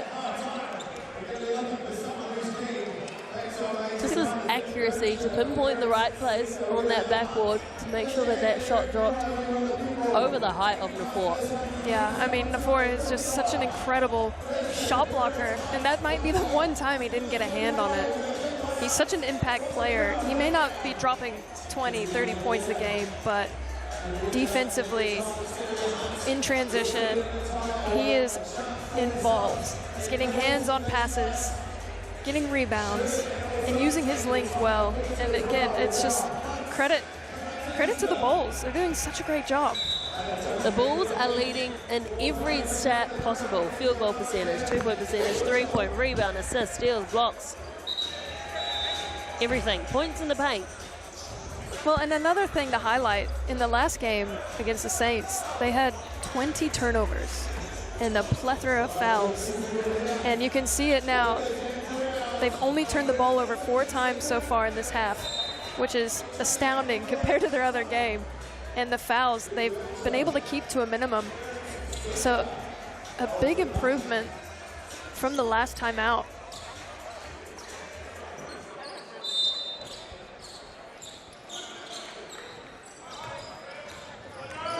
Trying to apply some of that full court pressure that the Bulls were applying onto them. Other Rams. Finn Cameron goes all the way Almost to the basket himself. Marcel Jones for three. He's liking it. We saw him get a couple in the Sky Broadband Rapid League game too. Yeah, he's warmed up. They are looking great on offense. The Bulls just moving the ball so well, moving off the ball extremely well, setting some great on-ball screens. And the answer back with Taylor Britt. Got the finish. Yeah, and he wasn't happy with the refs there too, because there definitely was some contact in there. They didn't give it. They did rather protect the ball all the way to the basket. Hardy steps back, thought about it. Marcel Jones wants to go back-to-back. Quinn Clinton, the head coach for the Rams, is asking his team to make those passes faster, get down quicker. Max Darling can't get there. It was the overshot from Isaac. Darling also missed the bunny. In the end, it was Bowen. Might have been the only miscommunication the Bulls have had on defense so far this game. And the Rams were able to capitalize. Oh, good fake. Oh, the footwork from Hardy. It's so rapid. It is. They're really pushing the pace. I'm loving the pressure on D and just absolutely pummeling the on-ball screen. Toey Smith-Milner making it rain from deep. I will eat my words, as I said, if you are the Bulls, you want him to shoot the three. But now I'm changing my mind. Toey Smith-Milner lighting it up from behind the arc.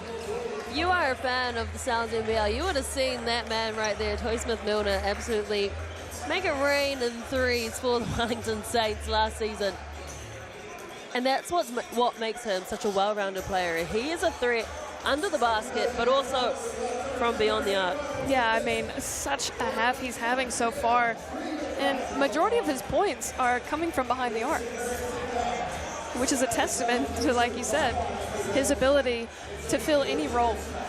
Maybe not point guard, but, you know, shooter, big guy down low.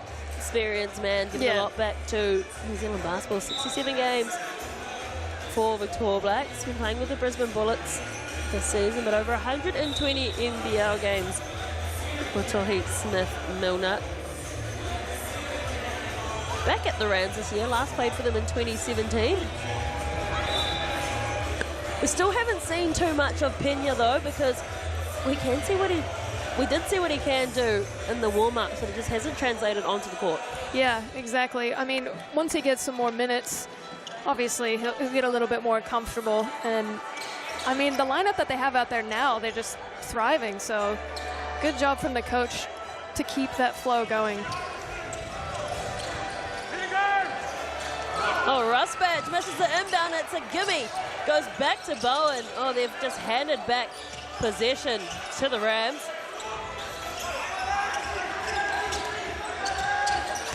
"17 seconds there.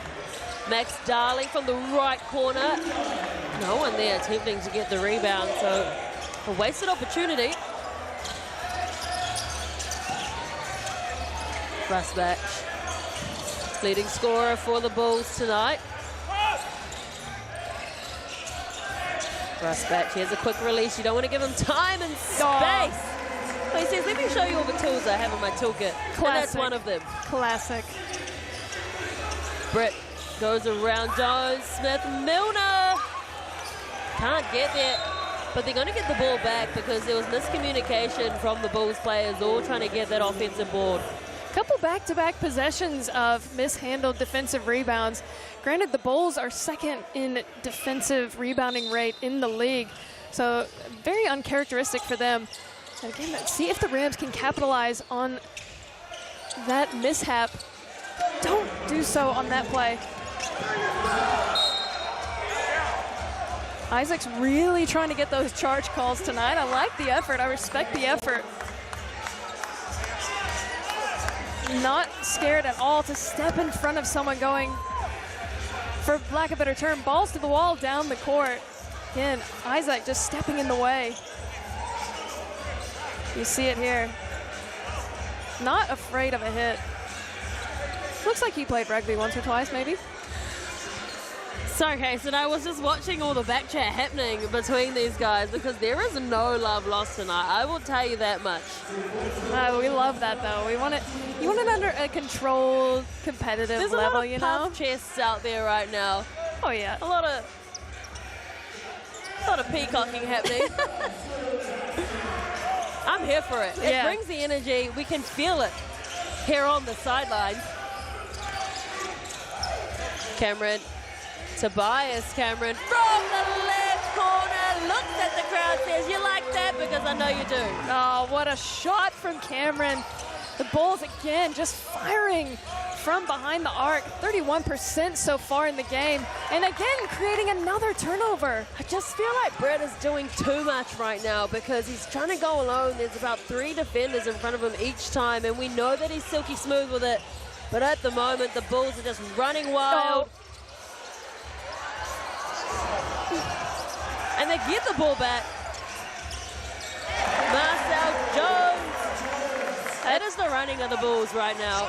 Yeah, and again, up there in the face of Isaac, not giving him a breath. I love the effort from the Bulls. When Bulls see red, they usually get angry, and I feel like that's what's happening tonight. Yeah, exactly. Darling. Oh, looking for the fast break. Rusback! Oh, and the rejection from Max Darling. Not today, Ethan. Not on Max's watch. Oh, and then Ethan, the same thing back, rejecting that pass. This is high-tempo stuff. I mean, no wonder we are wiping the floors because it is hot and sweaty here, because everyone is giving it their all. Oh, both teams working so hard. But look at this play here. Max Darling with the rejection.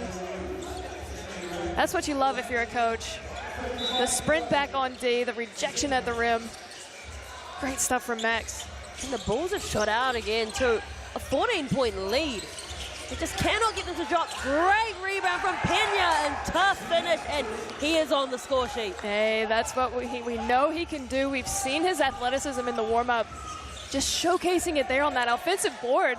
Cameron tried to get something going there, but no foul was called on the play. Yeah. Great work from Max Darling. Didn't allow Flynn Cameron to get through there. Pena. Oh, those ones are so cruel. In and out of that rim. 12 points. The difference. Tobias Cameron thought about it. Backs himself.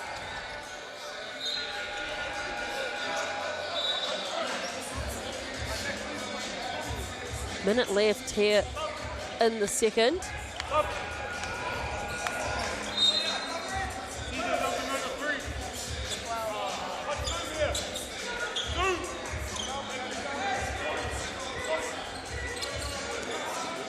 Can just feel the tension a little bit in here, Kaysen. Everyone's high on edge. I mean, to Isaac, gets it back to Bowen. That's a great look there to Bowen.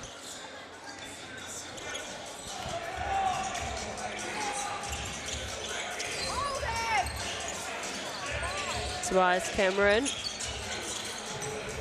Oh, stolen from Pena. Is he going to finish it himself? Has Rusbatch in front of him.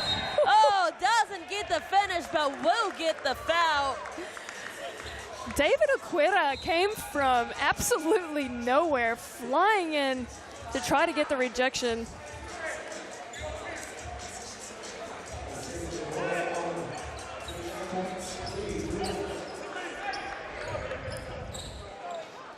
Oh, he doesn't. Oh, I thought he was fouled. A little bit of chipping happening down here between Cameron and Isaac. What's the score will remain? 47-39. They trail here.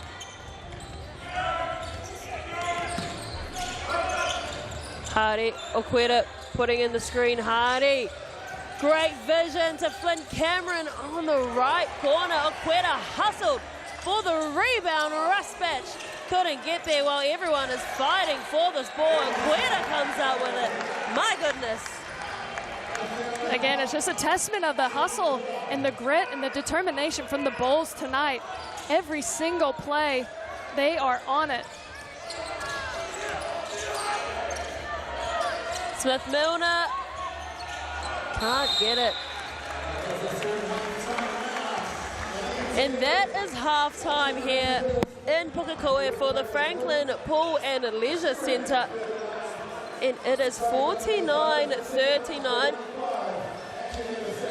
The Franklin Bulls leading.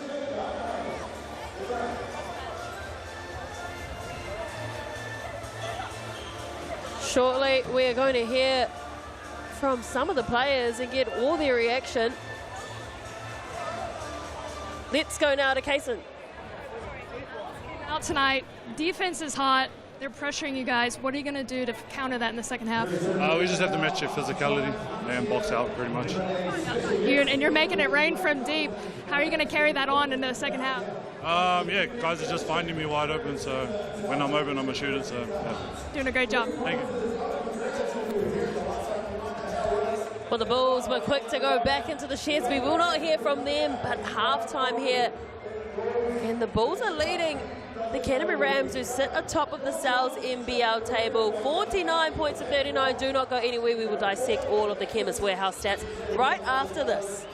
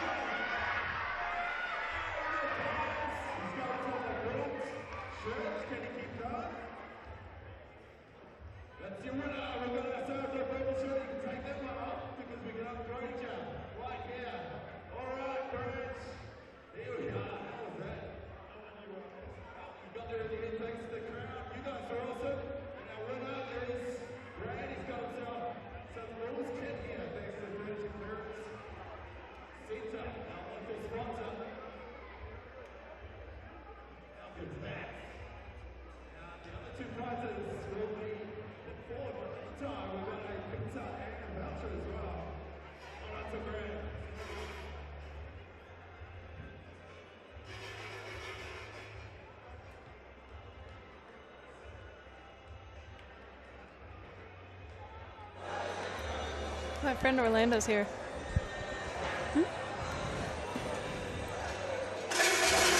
Welcome back to the Stockyard. Round 5 of the Sal's NBL is not disappointing. The opening game, the Franklin Bulls hosting the Canterbury Rams. It is a 10-point lead to the home team, and so much to dissect. It's been a fantastic defensive effort coming in from the Franklin Bulls. I'm Taylor Johnson. Joining me is Kaysen Bookman, and before this game we got everyone to vote on the QR codes and they were backing the Rams. I wonder if that's going to change. We'll have a look soon, but talk us through these Chemist Warehouse stats, Kaysen. I mean, Russ Batch coming into his first game, coming in hot, letting it fly, 13 points for him.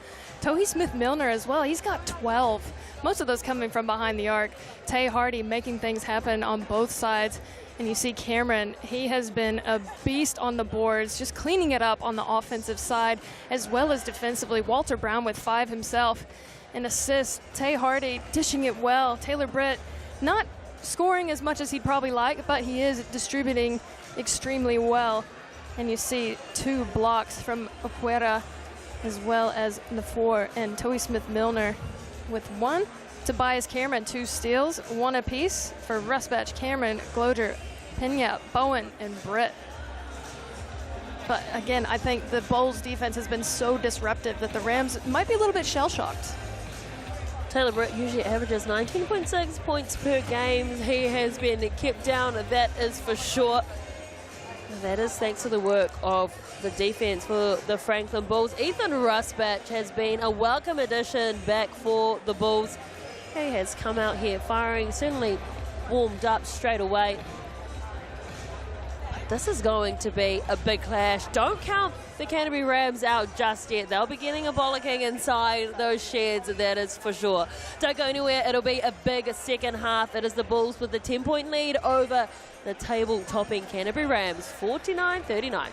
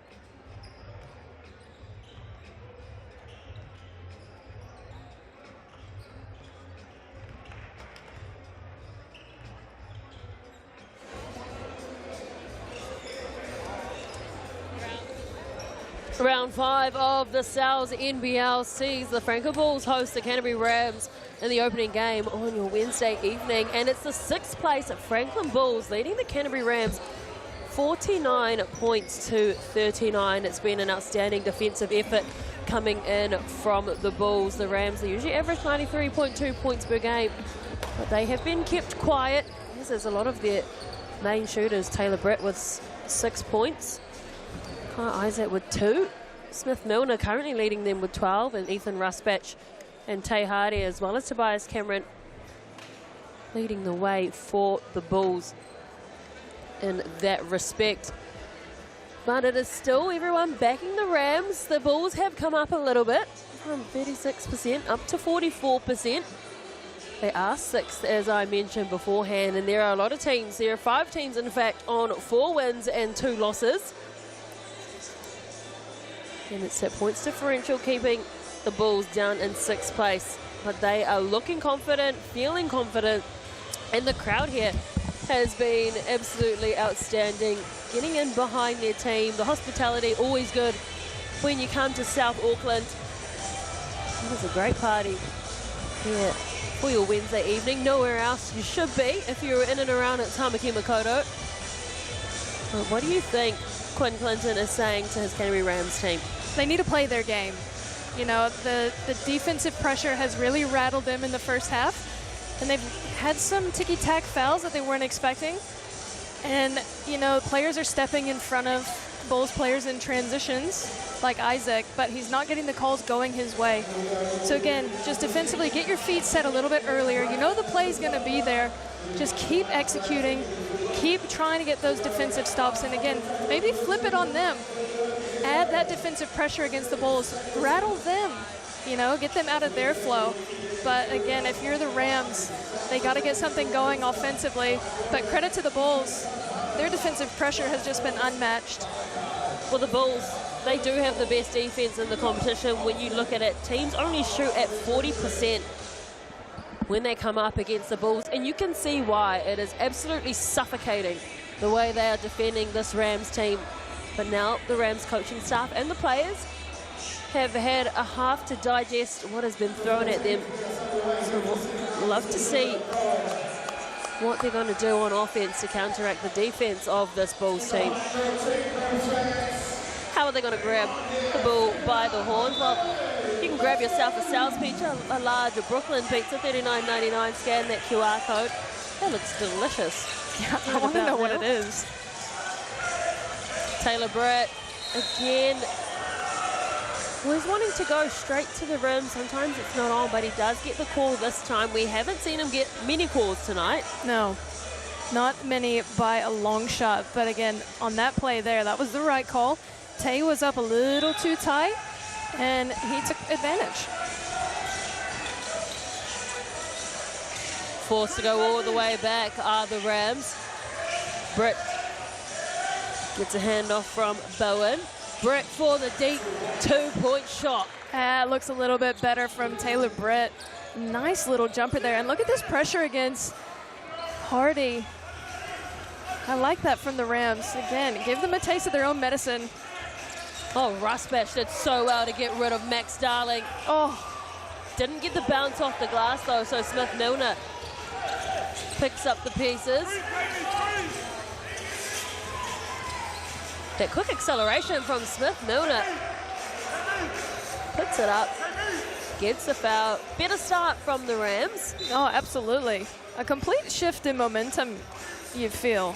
It was all Bulls in that first half. And to start out this third quarter, seems to be all Rams. You see that nice little jumper there from Taylor Britt. Once he gets going, the Bulls might just be in a little bit of trouble. And like we were discussing beforehand, there is a lot happening off the ball that a lot of people at home cannot see. Every single player has to fight their way through to get some space to get that ball. There's a lot of arm locking, a lot of jersey pulling. Oh, yeah. But that has been an on-ball emphasis for the officials, is just a light touch. If you're guarding the person with the ball, you can only give them a light touch of the offhand, and then you have to release. Otherwise, it's going to be a foul. Gloger was calling for the ball. Hardy wants to go himself. Dishes it off to Gloger, gets around Smith Milner. That's a 3-second call. Was it on Gloger? Yeah, he was in there for a while. He called for it, didn't get it, and instead of getting out of the key, stayed in there. So like you said, a bit of a momentum shift. It was all the Bulls in that first half. Again, we just see Hardy grabbing the stomach of Britt Nothing called. I mean, they do say is third quarter make or break. So again, if you have a pretty bad first half, not saying the Rams had a bad first half, the Bulls just had a better first half, but you can always make up for it in the third quarter. And you come out at halftime, refresh, score 0-0, and you come out strong like the Rams have done thus far. Again, just so much body contact happening in there. They do get a call. That was on Rusbatch. I think he was calling for it to be called on both ends. I mean, he's a confident man. He speaks his mind. He's been around. Britt bounces off. Hardy leaves that one short, but still getting the rebound was Bowen. Puts it up and under. Bowen will go to the line. So again, a total change in momentum. The Bulls haven't been able to answer the Rams. Rams doing a bit of what the Bulls were doing in the first half, sticking with it, getting the offensive boards, and again, an easy 2 there for Bowen. Doesn't get the three-point play, though. Yeah, Bulls haven't scored just yet, but we know how quickly they can score. Rusbatch frees himself, has Britt ahead of him. Good vision from Rusbatch into Hardy, and again, it is another call for body contact. Yeah, just a little bit of a shoulder there from Gloger on the screen. Again, that's a point of emphasis, and it has been for the last 2 years. On the ball, you have got to be clean because they are zeroed in on that point. In the past, you might have been able to get away with it, but the border card officials are locked in, and they are not going to let you get away with it. And the Rams, they're baiting it a little bit. Like, they're getting quite mouthy here, and I like it. Oh, and then a travel there. Yeah, one too many steps from Bowen.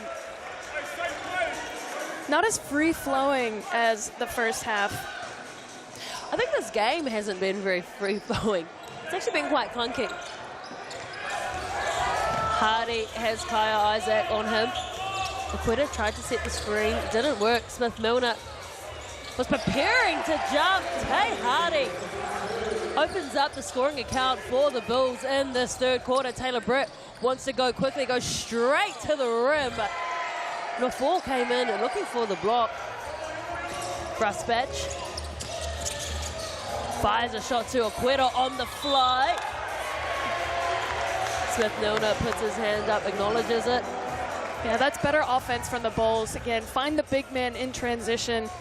He's such an athlete, Aquita, and a great recognition there from Rusbatch to hit him in his stride. And Towie Smith-Milner committed the foul, and Aquita will have a chance for 2. Aquita debuted for the Australian Boomers in 2021, played at the 2022 FIBA Asia Cup in Indonesia for the Boomers. 4 seasons in the NZNBL, 2 seasons with Melbourne United, and the last 2 with the Perth Wildcats. He's second in blocks in the league. We haven't seen that as of yet. He's also an 86% free throw shooter. How good. I like that you waited until he'd taken the shots before you brought that up. I learned from your mistake. And that's going to be an off-ball call on, is it Flynn Cameron?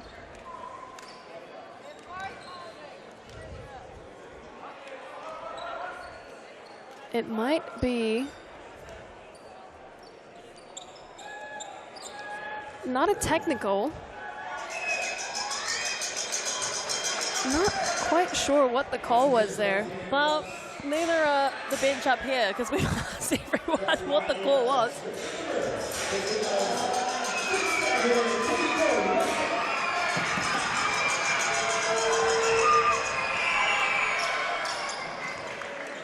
The noise did not deter Taylor Britt whatsoever.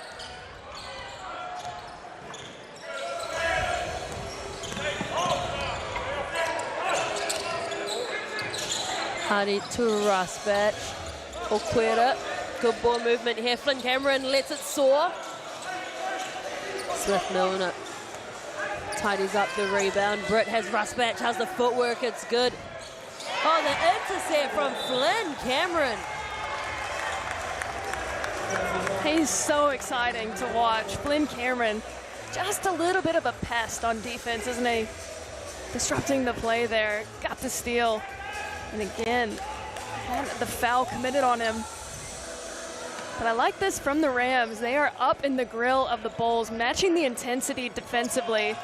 And that's why we're gonna get a few of those off-ball calls. Because there's a little bit of chipping. It's very physical here.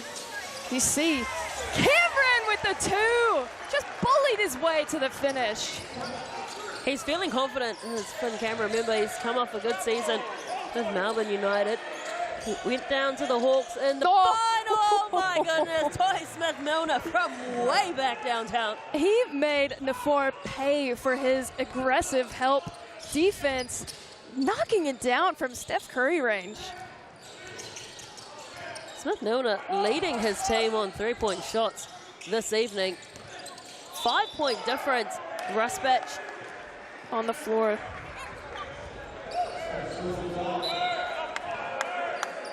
Walter Brown and Tama Isaac back onto the court. Tama Isaac, 24 points in the Sky Broadband Rapid League game. Take a look at that. Smith-Milner. Pena also onto the court for Kyle Bowen. Pena playing his first game here in the Sal's NBL. Most recently been playing over in the Swedish League. Brown given the task of trying to mark Hardy. Even Smith-Milner couldn't block that shot. He weighted that shot beautifully. It just dropped down. Well, that's what you got to do when you're Tay Hardy. You're undersized, and you know you're going to be going up into the forest. Oh, screen his own player. Tama Isaac. 3 Bulls down on the play. Pena muscling his way through. Well, he had 3 players outside, decided to go to the basket himself. Wasn't the right shot being caught, and he steals it too. Smith-Milner didn't allow him through, and Pena stole the ball back. Isaac to Pena. Tama Isaac getting a hand to it. It was Okweta. How's the handles as well? The behind the back dribble whipped out by Tama Isaac, all ball, and that's not the first time we've seen that tonight. No, not at all. But again, back-to-back steals for Okweta. Sorry. Awesome job defensively, but credit to the Rams getting back on defense and shutting him down, not Tama giving him an easy look. It's so nifty.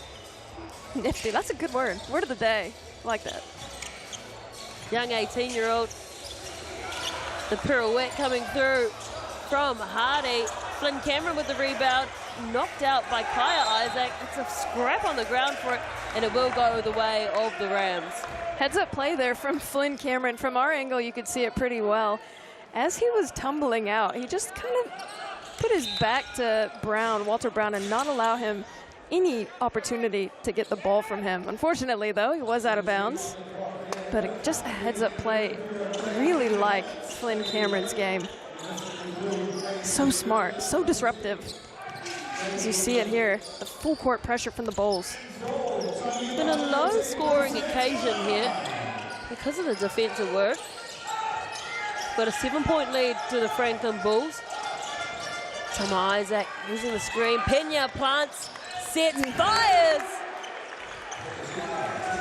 Great setup there from Isaac.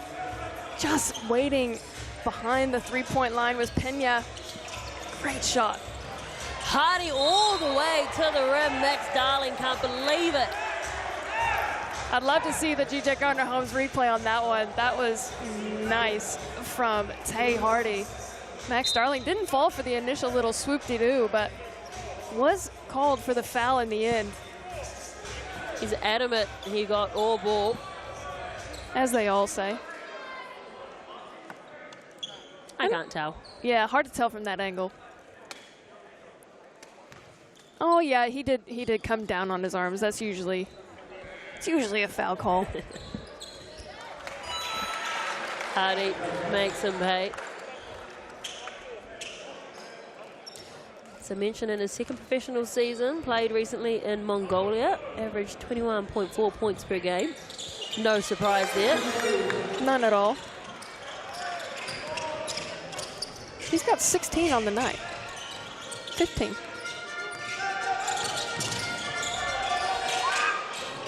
Pena, back-to-back triples. He's warming up now. Smart timeout call by the Bulls. Pena, wow. He can really get it going. We have a 3-point game on our hands. Get that in ya from Pena, bringing his team back into it. They have cut down that lead. It is now back to 3 points. It did blow out throughout the match. The Rams look a little down and out. It's starting to step up, are their players, Pena being one of them.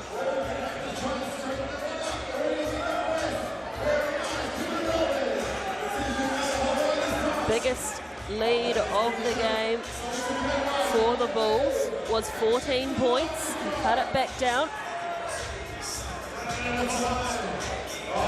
They now lead by three to the Franklin Bulls.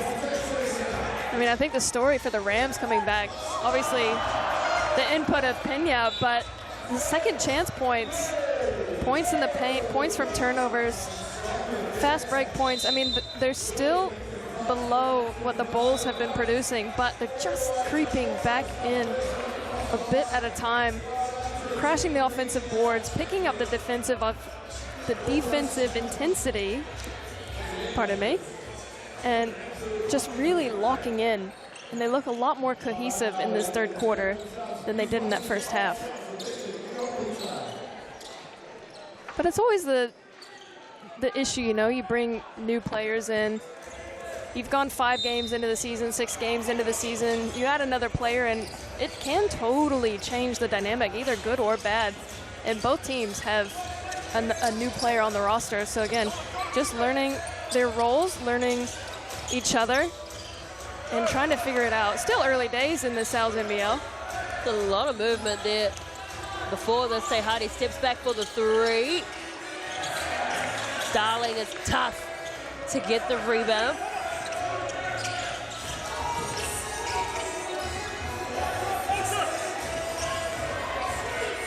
Ram static, Pena gets the move on, looking for the pick and roll, he gets it! That's nice work from the Rams, teamwork. That is a great look there, and a dish from Isaac. Pena slicing to the lane. He is coming alive in the third quarter, and the Bulls turn it over. Here comes Summer Isaac, bounce pass again, Pena! He is on a roll right now. And the Rams have their first lead of the game. Massive turn of events here in the third quarter. As you said, championship quarter. This usually is. Marcel Jones couldn't get over Kaya Isaac. Big momentum shift right now for the Rams. Bounce pass to Walter Brown. Oh, Pena soaring through like Superman to get that one. Kaya Isaac spins around. Marcel Jones gets a hand to it, but got his hand in the cookie jar. You can just feel the momentum. It has completely changed in favor of the Rams. Again, steady on they go, never wavering, sticking to the game plan. Again, they're just coming together in the third quarter. Pena, what a quarter he's had. Well, the Bulls were playing with such authority and dominance in that first half that I didn't think the Rams had it in them to come back. They just looked a little bit more lethargic, but whatever Quinn Clinton said at the half must have worked, because this is a different team. It's the cliche game of 2 halves that we're having right now. It really is. Third quarter make or break. Again, 3 minutes left, and the Rams have the lead. They're up by 2, and the Bulls hopefully, and then a costly turnover from Marcel Jones. And you can read the frustration on some of the players' faces, because they're falling asleep at the wheel here, the Franklin Bulls. This game was theirs for the taking. Summer Isaac struggling to find someone to get that ball to. Kaya, well, possession is changing left, right, and center.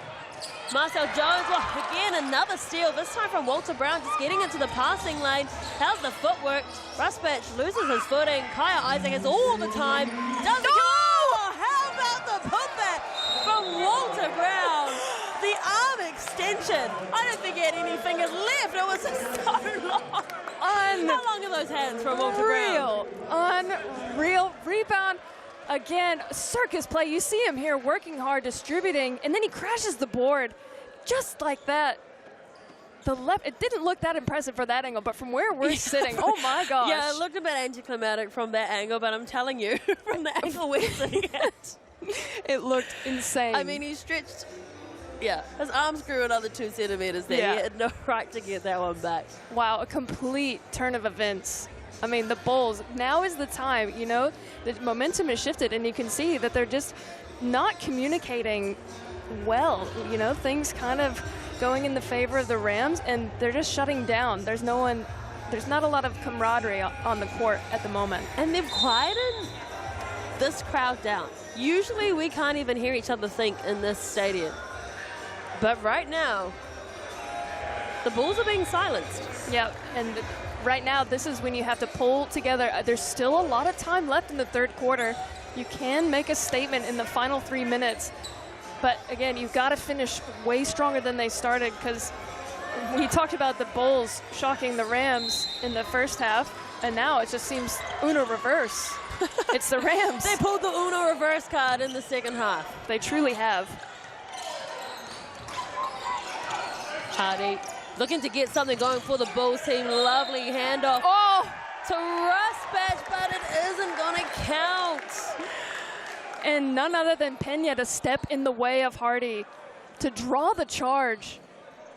Again, everything just seems to be going in the favor of the Rams at the moment. Well, I'm gutted about that, because I wanted Rusbatch to add to his tally, because it was a nice shot. We want to give him his flowers. He deserves it. He's come back into this league, and he's still looking good. Always looking good.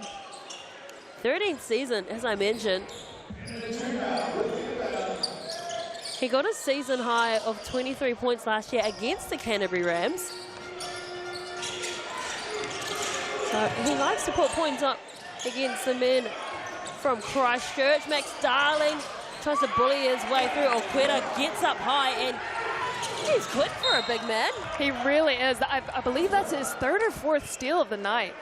He is so strong defensively. Only been credited with one, but he has at least 3 or 4 on the night. But you see the hustle there by Walter Brown coming from three-quarters court, sprinting behind and swooping it out of the hands of Oqueta. Oh, Max Darling just had to turn around. In fact, he didn't need to. Still got the arm to it. Telma Isaac left the bunny, and that is a foul from Max Darling. Oh, he'll be frustrated with that one, because we saw some incredible finishes from him today. But that one was not one of them. He was surely anticipating heavy body contact on that play. Poker play by the Bulls to not feed into it, and he just missed the easy lay. So again, the Bulls are still in it. It's only a 4-point game. Use this, knock down these free throws, and you're still only down 2. 2 minutes left to play. Easy. That's all you gotta do. Make your free throws.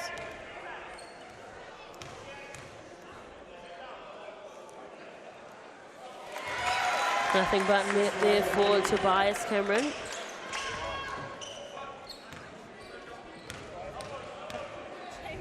Very talented athlete is Tobias Cameron. 26 years old. Yeah, stellar athlete. Pena to Brown, and cross-court pass to Taylor Brick. Smith-Milner tried to set the screen, but the defense just came off the body. Brown, jump shot. Getting a lot of whistle now in the game too. It was a little bit more free-flowing in the first half. Definitely more free-flowing. I like that from Walter Brown. Like to see him be more aggressive offensively, get those nice little drives. He's got a beautiful touch in the mid-range. But again, he's still recuperating a bum ankle for a couple games ago. He knocks down the first one. But he does do the off-ball things. He hustles, he's chasing down in fast break. He's getting the offensive boards. He's creating those opportunities for his teammates. So he's doing everything well, just not putting up prolific scoring numbers at the moment. Ball to Brown. marking Flynn Cameron. Rusbatch palms it back off to Cameron. He wants to go head-to-head with Walter Brown. On the fly, quick release from Rusbatch. Tobias Cameron hustling hard, but coming up trumps. There's Pena. Britt. Lovely switch pass to Smith-Milner. Pena hustling. Back in the arms of the Rams. Toy Smith-Milner just came soaring through with his big body. No one was stopping him. Yeah, good dish there by Walter Brown. When you've got a big guy like Smith-Milner cutting through the lane, you've got to hit him because no one wants to stand in front of that. Well, there's plenty of times where Glover was free inside the paint, but they didn't look to give it. I'm not sure what the... Yeah, definitely. There was about 3 travels and a double dribble on that play. Yeah, more steps than Machu Picchu in that one. Aqueta gives the ball back to the Rams.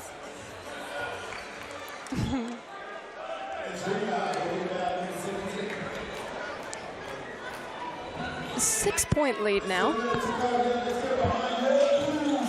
Under a minute to play.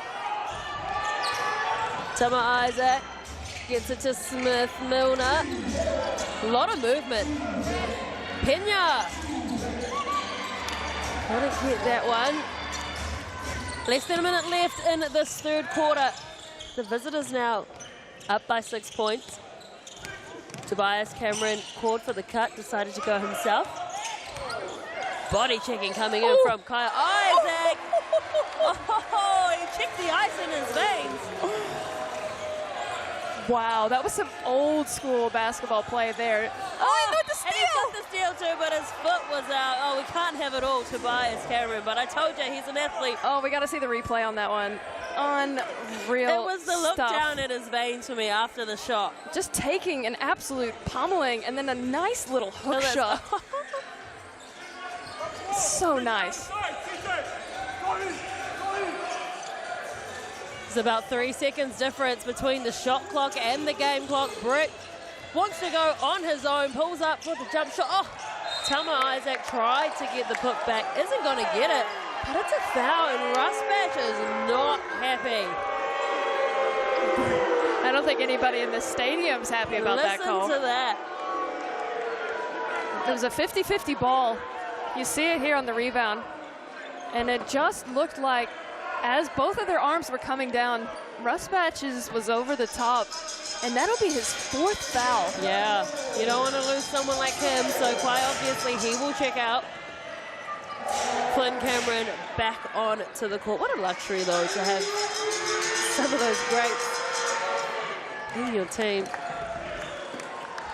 Young Tama Isaac.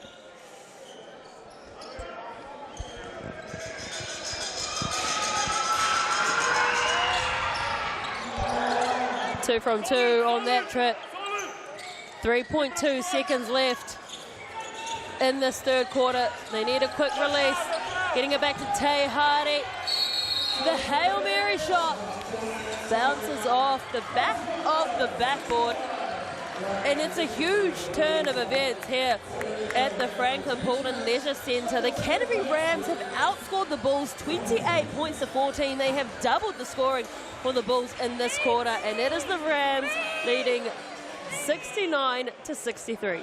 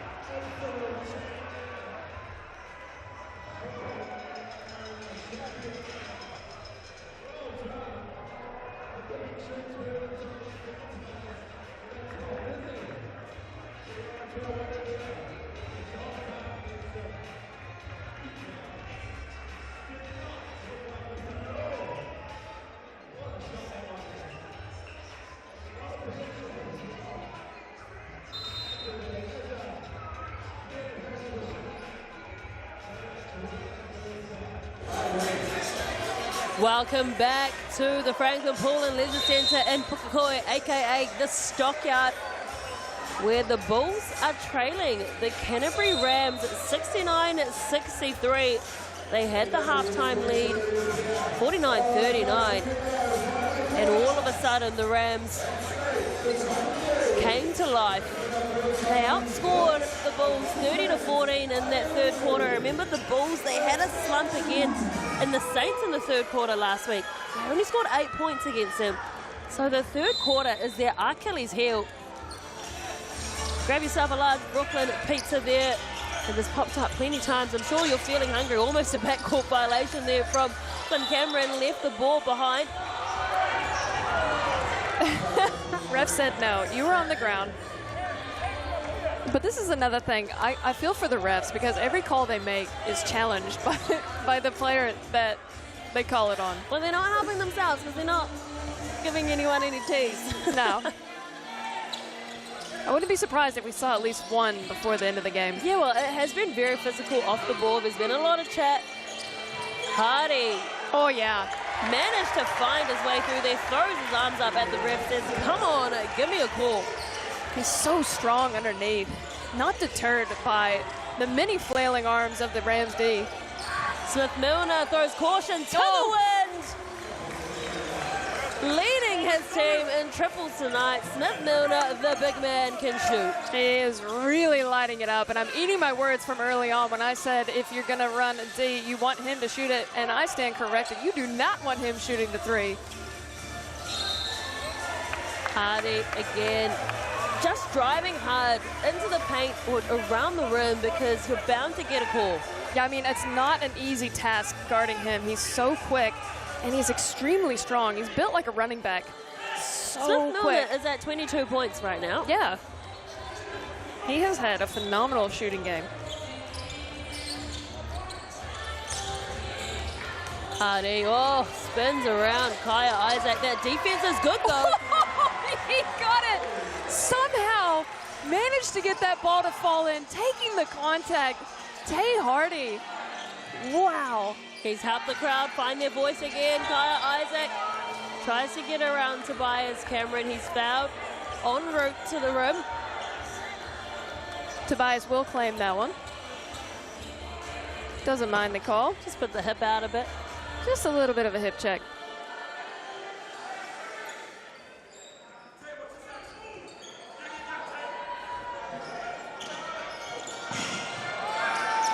Kaya Isaac just shoved Tobias Cameron off and right in front of the refs. Cameron lost his footing, but no call again.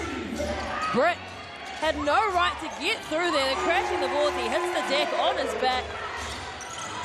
Hardy has Max Darling in front of him. Max Darling isn't going to let him get through. Okweta. Stolen by Kaya Isaac. And again, they're getting tangled and no calls are coming through. Darling plants, sets, puts the shot up. Gloga reaches out for the rebound. Well, look here at these two right now. Tama Isaac. Yeah. And there's a tick being called against head coach Sebastian from the Bulls, and he is fired up. He's still yelling at the refs. I mean, Flynn Cameron and Isaac are just going at it. I mean, he's getting close to being ejected, so he's getting held back. He was getting held back from his assistant coaches. He wasn't happy because Hardy and Isaac were going at it, and smartly Quinn Clinton has pulled Tama Isaac off, but the young man was baiting Tay Hardy. He was doing what a young 18-year-old kid does. I wasn't even talking about that Isaac. I was talking about this Isaac here. He and Flynn Cameron, arm to arm, tussling down. There's too many things to watch here in this game, folks. There's a lot happening, a lot of physicality.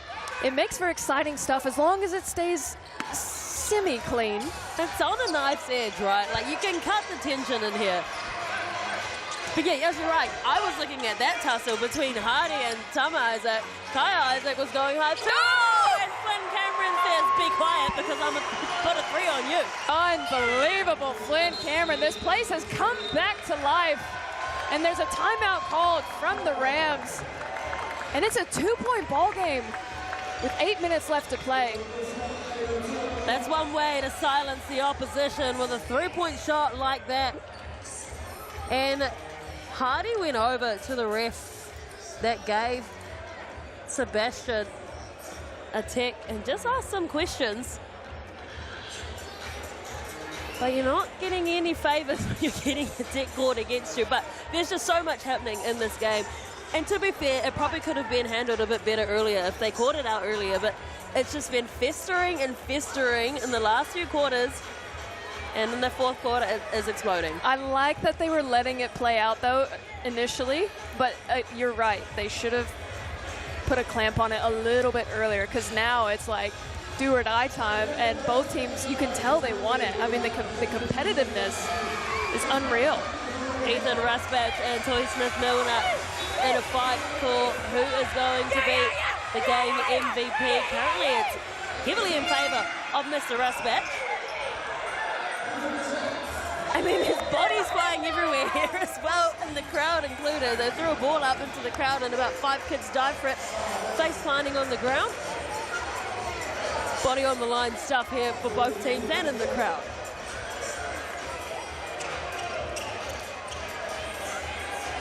I think what Quinn Clinton would have done here is just got everyone to calm down. He called the tick at the right time. But there's a common denominator, and it ends with Isaac, should I say.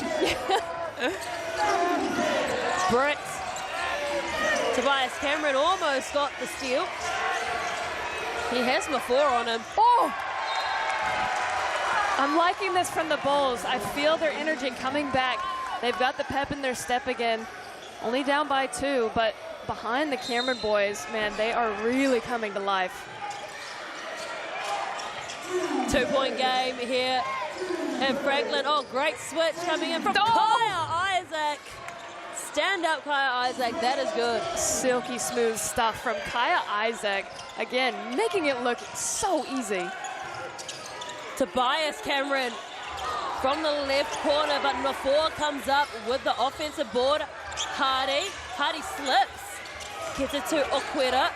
Hardy has all the time in the world. Watch these two. Three-point shot. Watch these two, Isaac and Mafor again. What a shot from Hardy, and a turnover! Oh, big play for the Franklin Bulls. The crowd is up for it, and so is Flynn Cameron. And that's going to be a timeout called. This place is absolutely erupting. Oh my goodness. Let's get the G.J. Gardner-Holmes replay on that one. Man, oh man. Well, Smith-Milner was frustrated that the coach called a timeout here. He wanted to go quick. Take a look at this here. The bucket is made, and then this is the 3, but there was a steal in there. A big-time steal again. Those are the plays, the hiccups you don't want to have at these crucial points in the game where momentum is shifting. Again, on the Rams, thought the player was open on the inbounds play, but due to the pressure of the Bulls in full court, caused him to go off balance and lean forward and have to throw the ball in. Instead of the turnover by stepping over the line, he just gave it up. And then the Bulls capitalized. Cameron brothers are showing out tonight. Tobias with 12, Flynn with 15. Tay Hardy, though, 23 points, leading the Bulls. You've got Toi Smith-Milner with 22 for the Rams. I don't know which way it's going to go. Home court advantage for the Bulls, but Rams are really sticking it to them. This game is too close to call right now. These teams headbutting each other. Who is going to rule the stockyard? Will it be the Bulls or will it be the Rams? Taylor Brett again going alone. He had players unmarked around him. Okweta thought about the three-point shot, decided against it. Tay Hardy spinning around. Oh, that is pretty from Hardy. The takeover from Tay. What a shot from him. A nice spin back to the middle. Again, this place is absolutely erupting. As Walter Brown slips on the logo. Smith-Milner goes toe-to-toe with Okwera. He will take a trip to the Chemist Warehouse stripe. That's a tough matchup when Smith-Milner's going to the hoop. He's so strong. Again, just getting tied up early. Okwera trying to shut him down. Can't shut that man down. He's too strong. He'll have a chance for two. The noise is back for Smith-Milner. They celebrate the miss. Well, he is shooting 44% on the year. He is, last year he was in career best form when it came to the NBL. He was averaging 18.1 points per game and 7.4 rebounds. He's aging like fine wine as Tony Smith-Milner in this competition.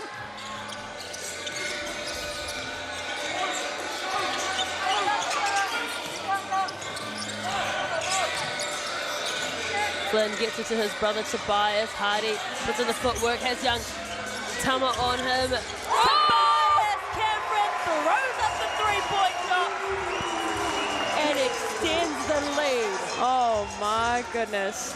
Tobias Cameron. All of a sudden, the Bulls have a 6-point lead. Taylor Britt drives to the rim. He'll be so happy to see that one go in. He's been trying and trying for that left-hand side, but been rejected more times than not. Again, a 4-point lead here. Weaving his way through Tate Hardy. Trying to get the putback was Casey Nofo. Can't get there. Walter Brown. Smith-Milner finds an open lane, dishes it off to, Bowen wasn't expecting it. Smith-Milner frustrated. Gotta stay ready. That was the look. That was such a clean look from Smith-Milner again. Like you said, times like this, you've got to have hands ready, especially when you have a vet like Smith-Milner driving into the lane. He was too open. He couldn't collect it. Well, both of them take a seat on the bench, and Darling and Pena back onto the court. Almost halfway through this last quarter, and this game has not disappointed. We have had everything. Taylor Britt reels away. Flynn Cameron, get up, young man. Oh my goodness, take over, Cameron brothers. What a drive, coast to coast. The two-handed floater over the defense. Taylor Britt with the reverse. Great work from Taylor Britt. We'd love to see him get going. And Fast again, break for Rusbatch. Oh, and he nails it too. Oh. Take a breath, everyone. We are going coast to coast. Again, Tobias Cameron, body on the line. Walter Brown from the right corner. Pena gets there. Blocked by Okwera. Knock that back. oh my goodness. He says, this is my town. Wow, the shot blocking ability of this Bulls squad is unbelievable. I mean, hearts are racing here right now. Shoot, my mind is going crazy. Taylor Britt for three over the top of Rusbatch. Better late than never. Taylor Britt, get going for the Rams. Yeah, he's locked in now. Struggled to get some form earlier in the game, but he is on. Having a real tussle here with Rusbatch. Tobias Cameron on the line. They cannot miss. It is raining threes here at the Stockyard. Oh my, this is so exciting to watch. Great screen from Max Darling. Oh, everything has been worth the price of admission today. Taylor Britt. He's on about a 7-point run by himself. He said, get on my back, let's go. Oh, and that's going to be overruled by a travel. If you talk back to the ref enough, you're going to get the call, is what we just saw there. Oh, man. Sorry for those at home. If we're a little bit too loud. It's just too exciting in here. It is deafening in here, that is for sure. Tama Isaac, though, has just limped off the court. It's like his left ankle. So So his brother Kaya back on. I mean, there's two sets of brothers playing well today. The Camerons and the Isaacs. Both All Blacks. And Hardy. Oh, he just got called for a technical. Oh. He just flexed on him. But that was an unintentional. I watched the whole thing. It was unintentional when he knocked him down, but the chatter afterwards was fully intentional. Let's see the GJ Gardner-Holmes replay on that one. It was a great finish from Tay Hardy.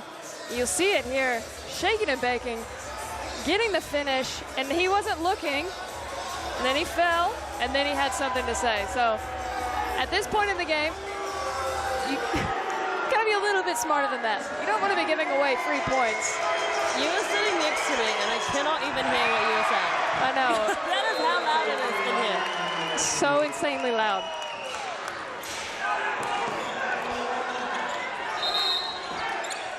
Well, they missed the shot after the tech, much to the delight of the Franklin Bulls home crowd. They trail by 8 now, the Rams, after leading by about 7. This game has had its ebbs and flows. Kaya Isaac has Hardy there. Brown waiting for someone to do something. Pena. Brown goes around him. Oqueta. Oh, the reverse from Pena. Eating up the crumbs.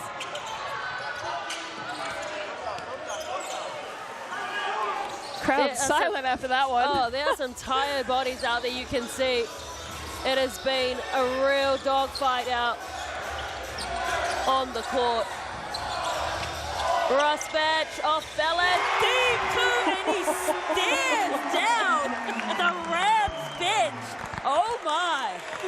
Oh, this is the basketball we love to see. Oh, there was feeling in that one. Rolls out of the rim for Kaya Isaac, 2.5 to play. Trailing by 8.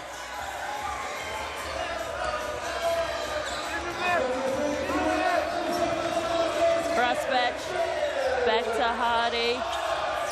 Hardy steps back for 3. Oh, and it's money!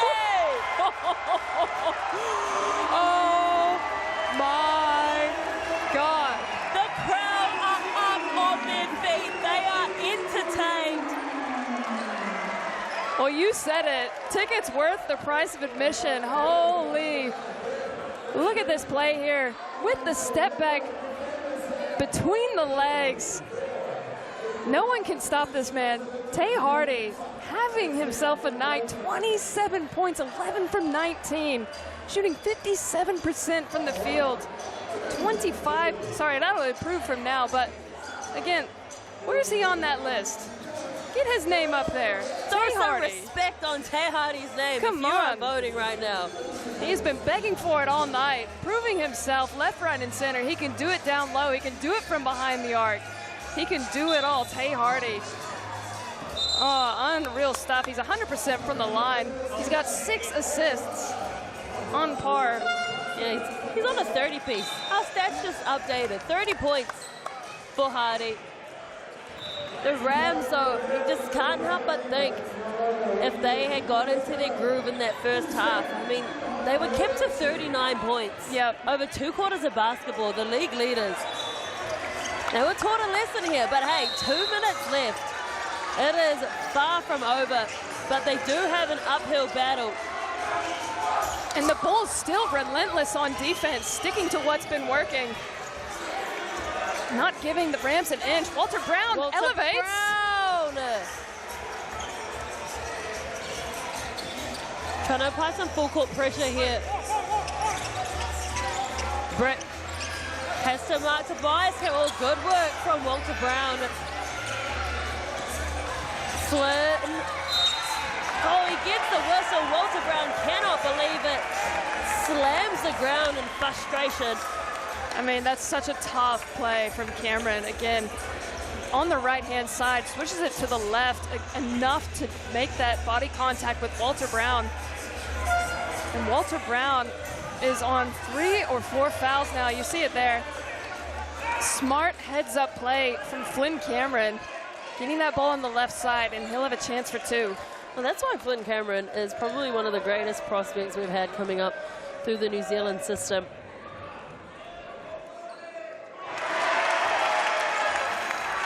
Cool, calm, and collected as well as Flynn Cameron.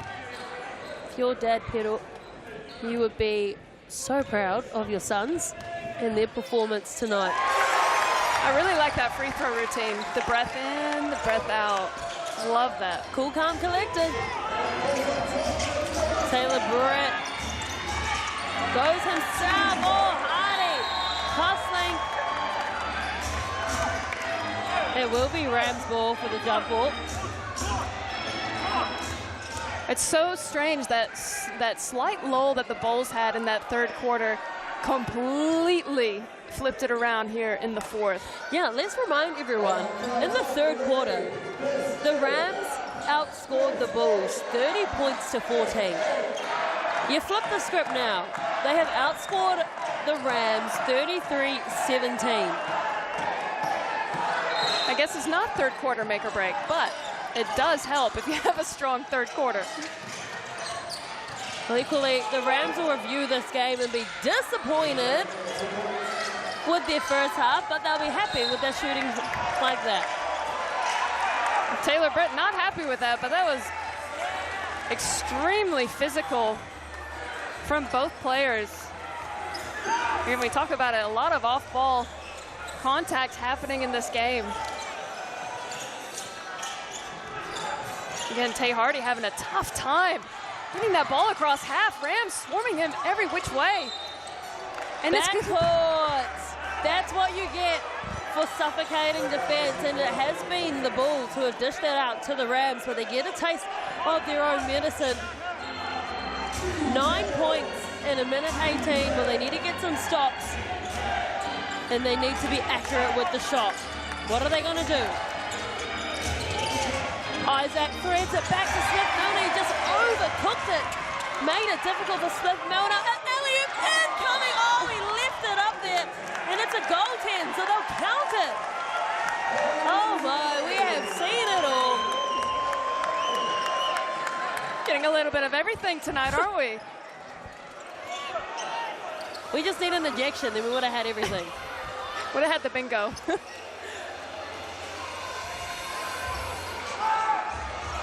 Back to an 11-point lead. That accuracy needs to be on for the Rams. And again, the Bulls still full court pressuring the Rams. Brown trying to get a whistle, can't get it. Bowen, this is a back to Brown in the corner. Oh, Tay Hardy comes flying through. Flynn Cameron has options. Rusbatch is waiting in the wings. And it's another call against the Rams, and the ill discipline starting to hurt. Flynn Cameron slow to get up though. Was that one on Pena?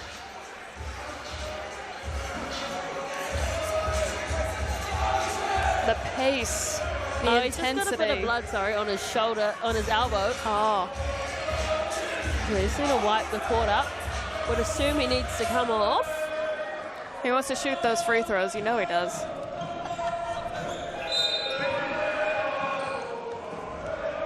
He's on 19 for the night. And he will unfortunately have to go off. He's also got a little bit of a limp too after hitting the deck there. Yeah, it's never nice smashing your knee into the ground on one of those plays. Well, Tutera Maina Iwi is being sung around this stadium. Gloga.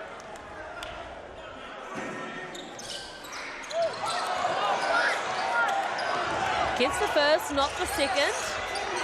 12-point lead. Smith Milner needs to bank this one. Doesn't, and you gotta say, that might be it for the Canterbury Rams. Gloga, Isaac, Kaya Isaac. That's a tough finish over a big man. They're gonna do the foul here. And you can hear the crowd. They know they've got this. There's still 25 seconds, but If I was a betting woman, definitely be betting on the Bulls.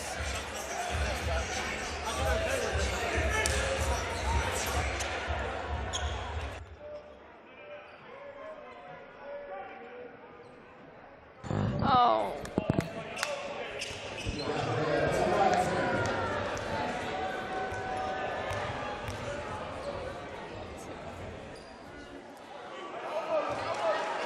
Tobias Cameron has had a great game this evening. It's been a well-worked team performance from this Franklin Bulls side. Everyone who has come to watch has been treated to a wonderful game.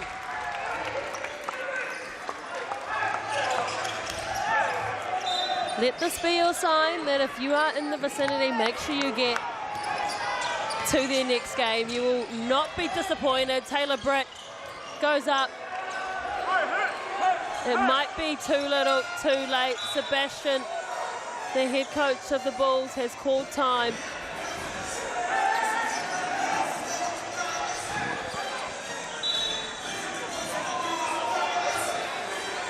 Nine-point game, 18 seconds left.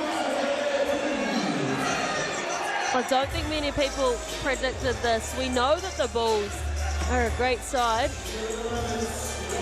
but they've had their ebbs and flows throughout the season. The Rams came here top of the table, dropped their first game against the Fire without any of their imports and some of the big names, but they have come here and been humbled by the Bulls.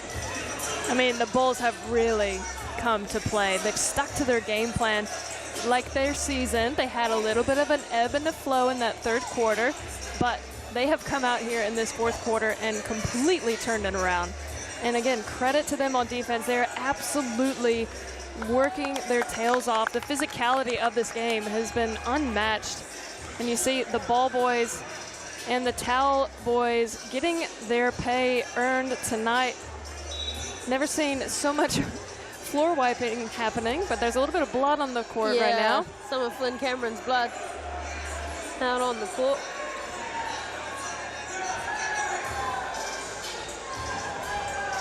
So the Canterbury Rams will go back home and play again on Friday. They will host the Jets. And the Franklin Bulls, well, they don't play again at all this round. They have a long rest.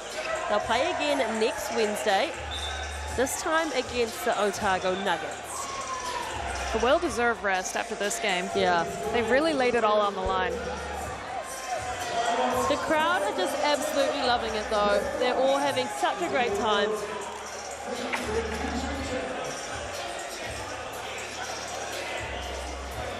Still taking a bit of time here to clean up the blood of Flynn Cameron. We've had the blood, sweat. We haven't had the tears yet either. Well, let's hope we don't have any of those. Maybe some of the Rams fans after this one. Tay Hardy with 30 points. Tobias and Flynn Cameron both on 19 apiece. No double-doubles as of yet. Tobias Cameron, though, very close, sitting on 9 rebounds. Smith Milner and Taylor Britt on 23 and 19 points, respectively. Franklin Bulls have had the edge when it comes to field goal percentage at 51%. Rams at 44%, but you'd have to say it's the defensive pressure from the Bulls. They had a bit of a lapse on offense in that third quarter, and it allowed the Rams to come back in. They'll review this game and make the necessary changes. But the other benefit for the Rams team for this game, win or lose, is we got to see CJ Pena. And he has been impressive. Yeah, he really has. He came in when the team needed them and contributed some massive plays. Again, defensively, creating some disruptions and he went on a little scoring run on his own there. Ended up with 16 on the night so far. Again, we saw him in the warm-up. Bit of a freak athlete. We saw it a little bit tonight on the floor. Again, only onwards and upwards for him. And what a great find for the Rams. Well, there's 18 seconds left, and the Rams aren't going to have it easy. The Bulls are not letting up. They are keeping their strongest team out on court. And that's going to be another foul called against Kaya Isaac. Only his 4th. But that will put Ruspatch to the line.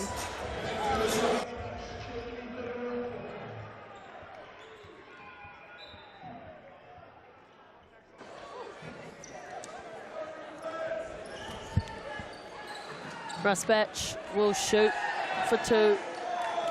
Good to see him back, as we had mentioned a few times. Clearance came through from Finland earlier today. Peyton Hughes comes onto the court for the first time in place of Ethan Ruspatch. He's getting a standing ovation from the crowd. Got a BNZ to play a timeout being called here. Ruspatch, so happy to be here. And we're happy to see him back. He's got such a great personality on and off the court. A sharp shooter, we saw that.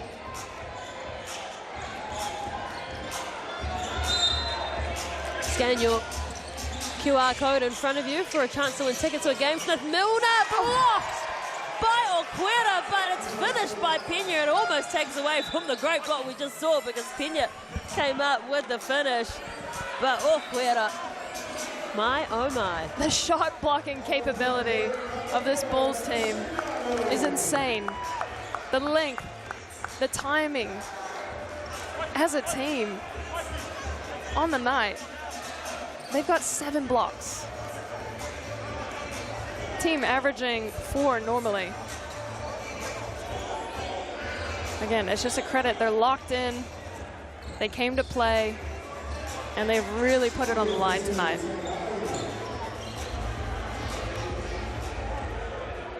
Christian Vanel also onto the court for the Bulls. Both of them played incredibly well in the Sky Broadband Rapid League game. Hughes had 3 triples, I believe.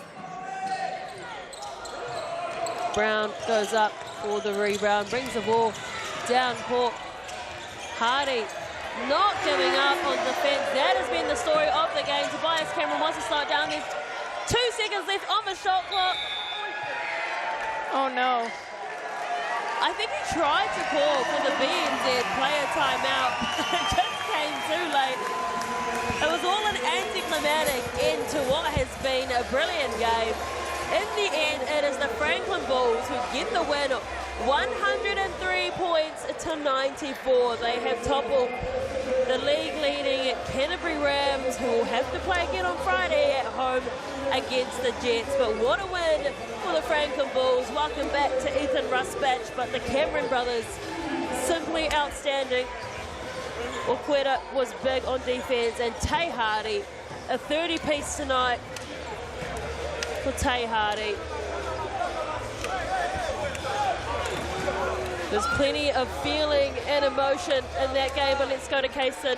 I mean, your guys' defense tonight was absolutely ruthless. What was the game plan going into tonight? Man, just focus on ourselves, win the moment. You know, basketball is a game of runs, up and downs.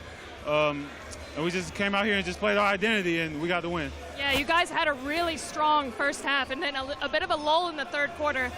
What did you guys talk about in the huddle leading into the fourth?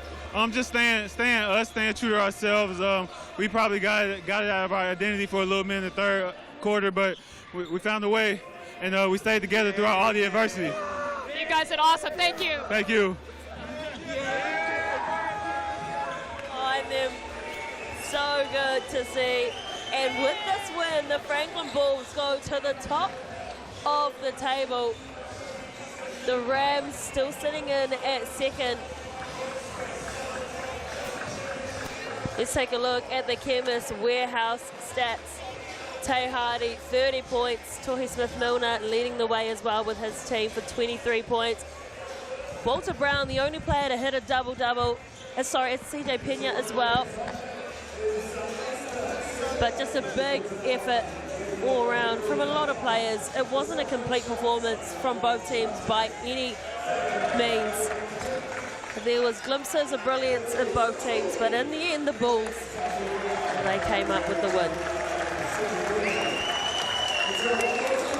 Steals as well, relatively even, lots of steals in that game. And look at what it means to this Bulls crowd.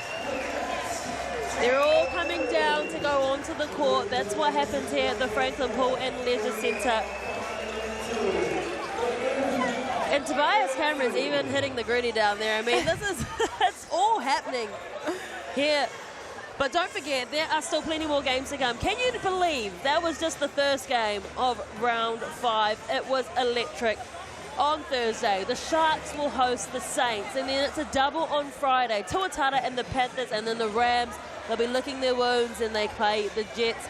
And then on Saturday, we have a couple games. The Nuggets will host the Saints, the Giants host the Phi, and on Sunday, the Tuatara host Hawke's Bay, and the Jets will play again, short turnaround, and host the Taranaki Airs. Well, on behalf of the Sky Sport crew, Kason Bookman and myself, we thank you for joining us here on Sky Sport, ESPN, and on FIBA YouTube. We look forward to seeing you tomorrow night, where the Southland Sharks will host the Wellington Saints. It's the Bulls who got the win and go to the top of the table here, 103 points to 94. Have a good evening. Mā te wā.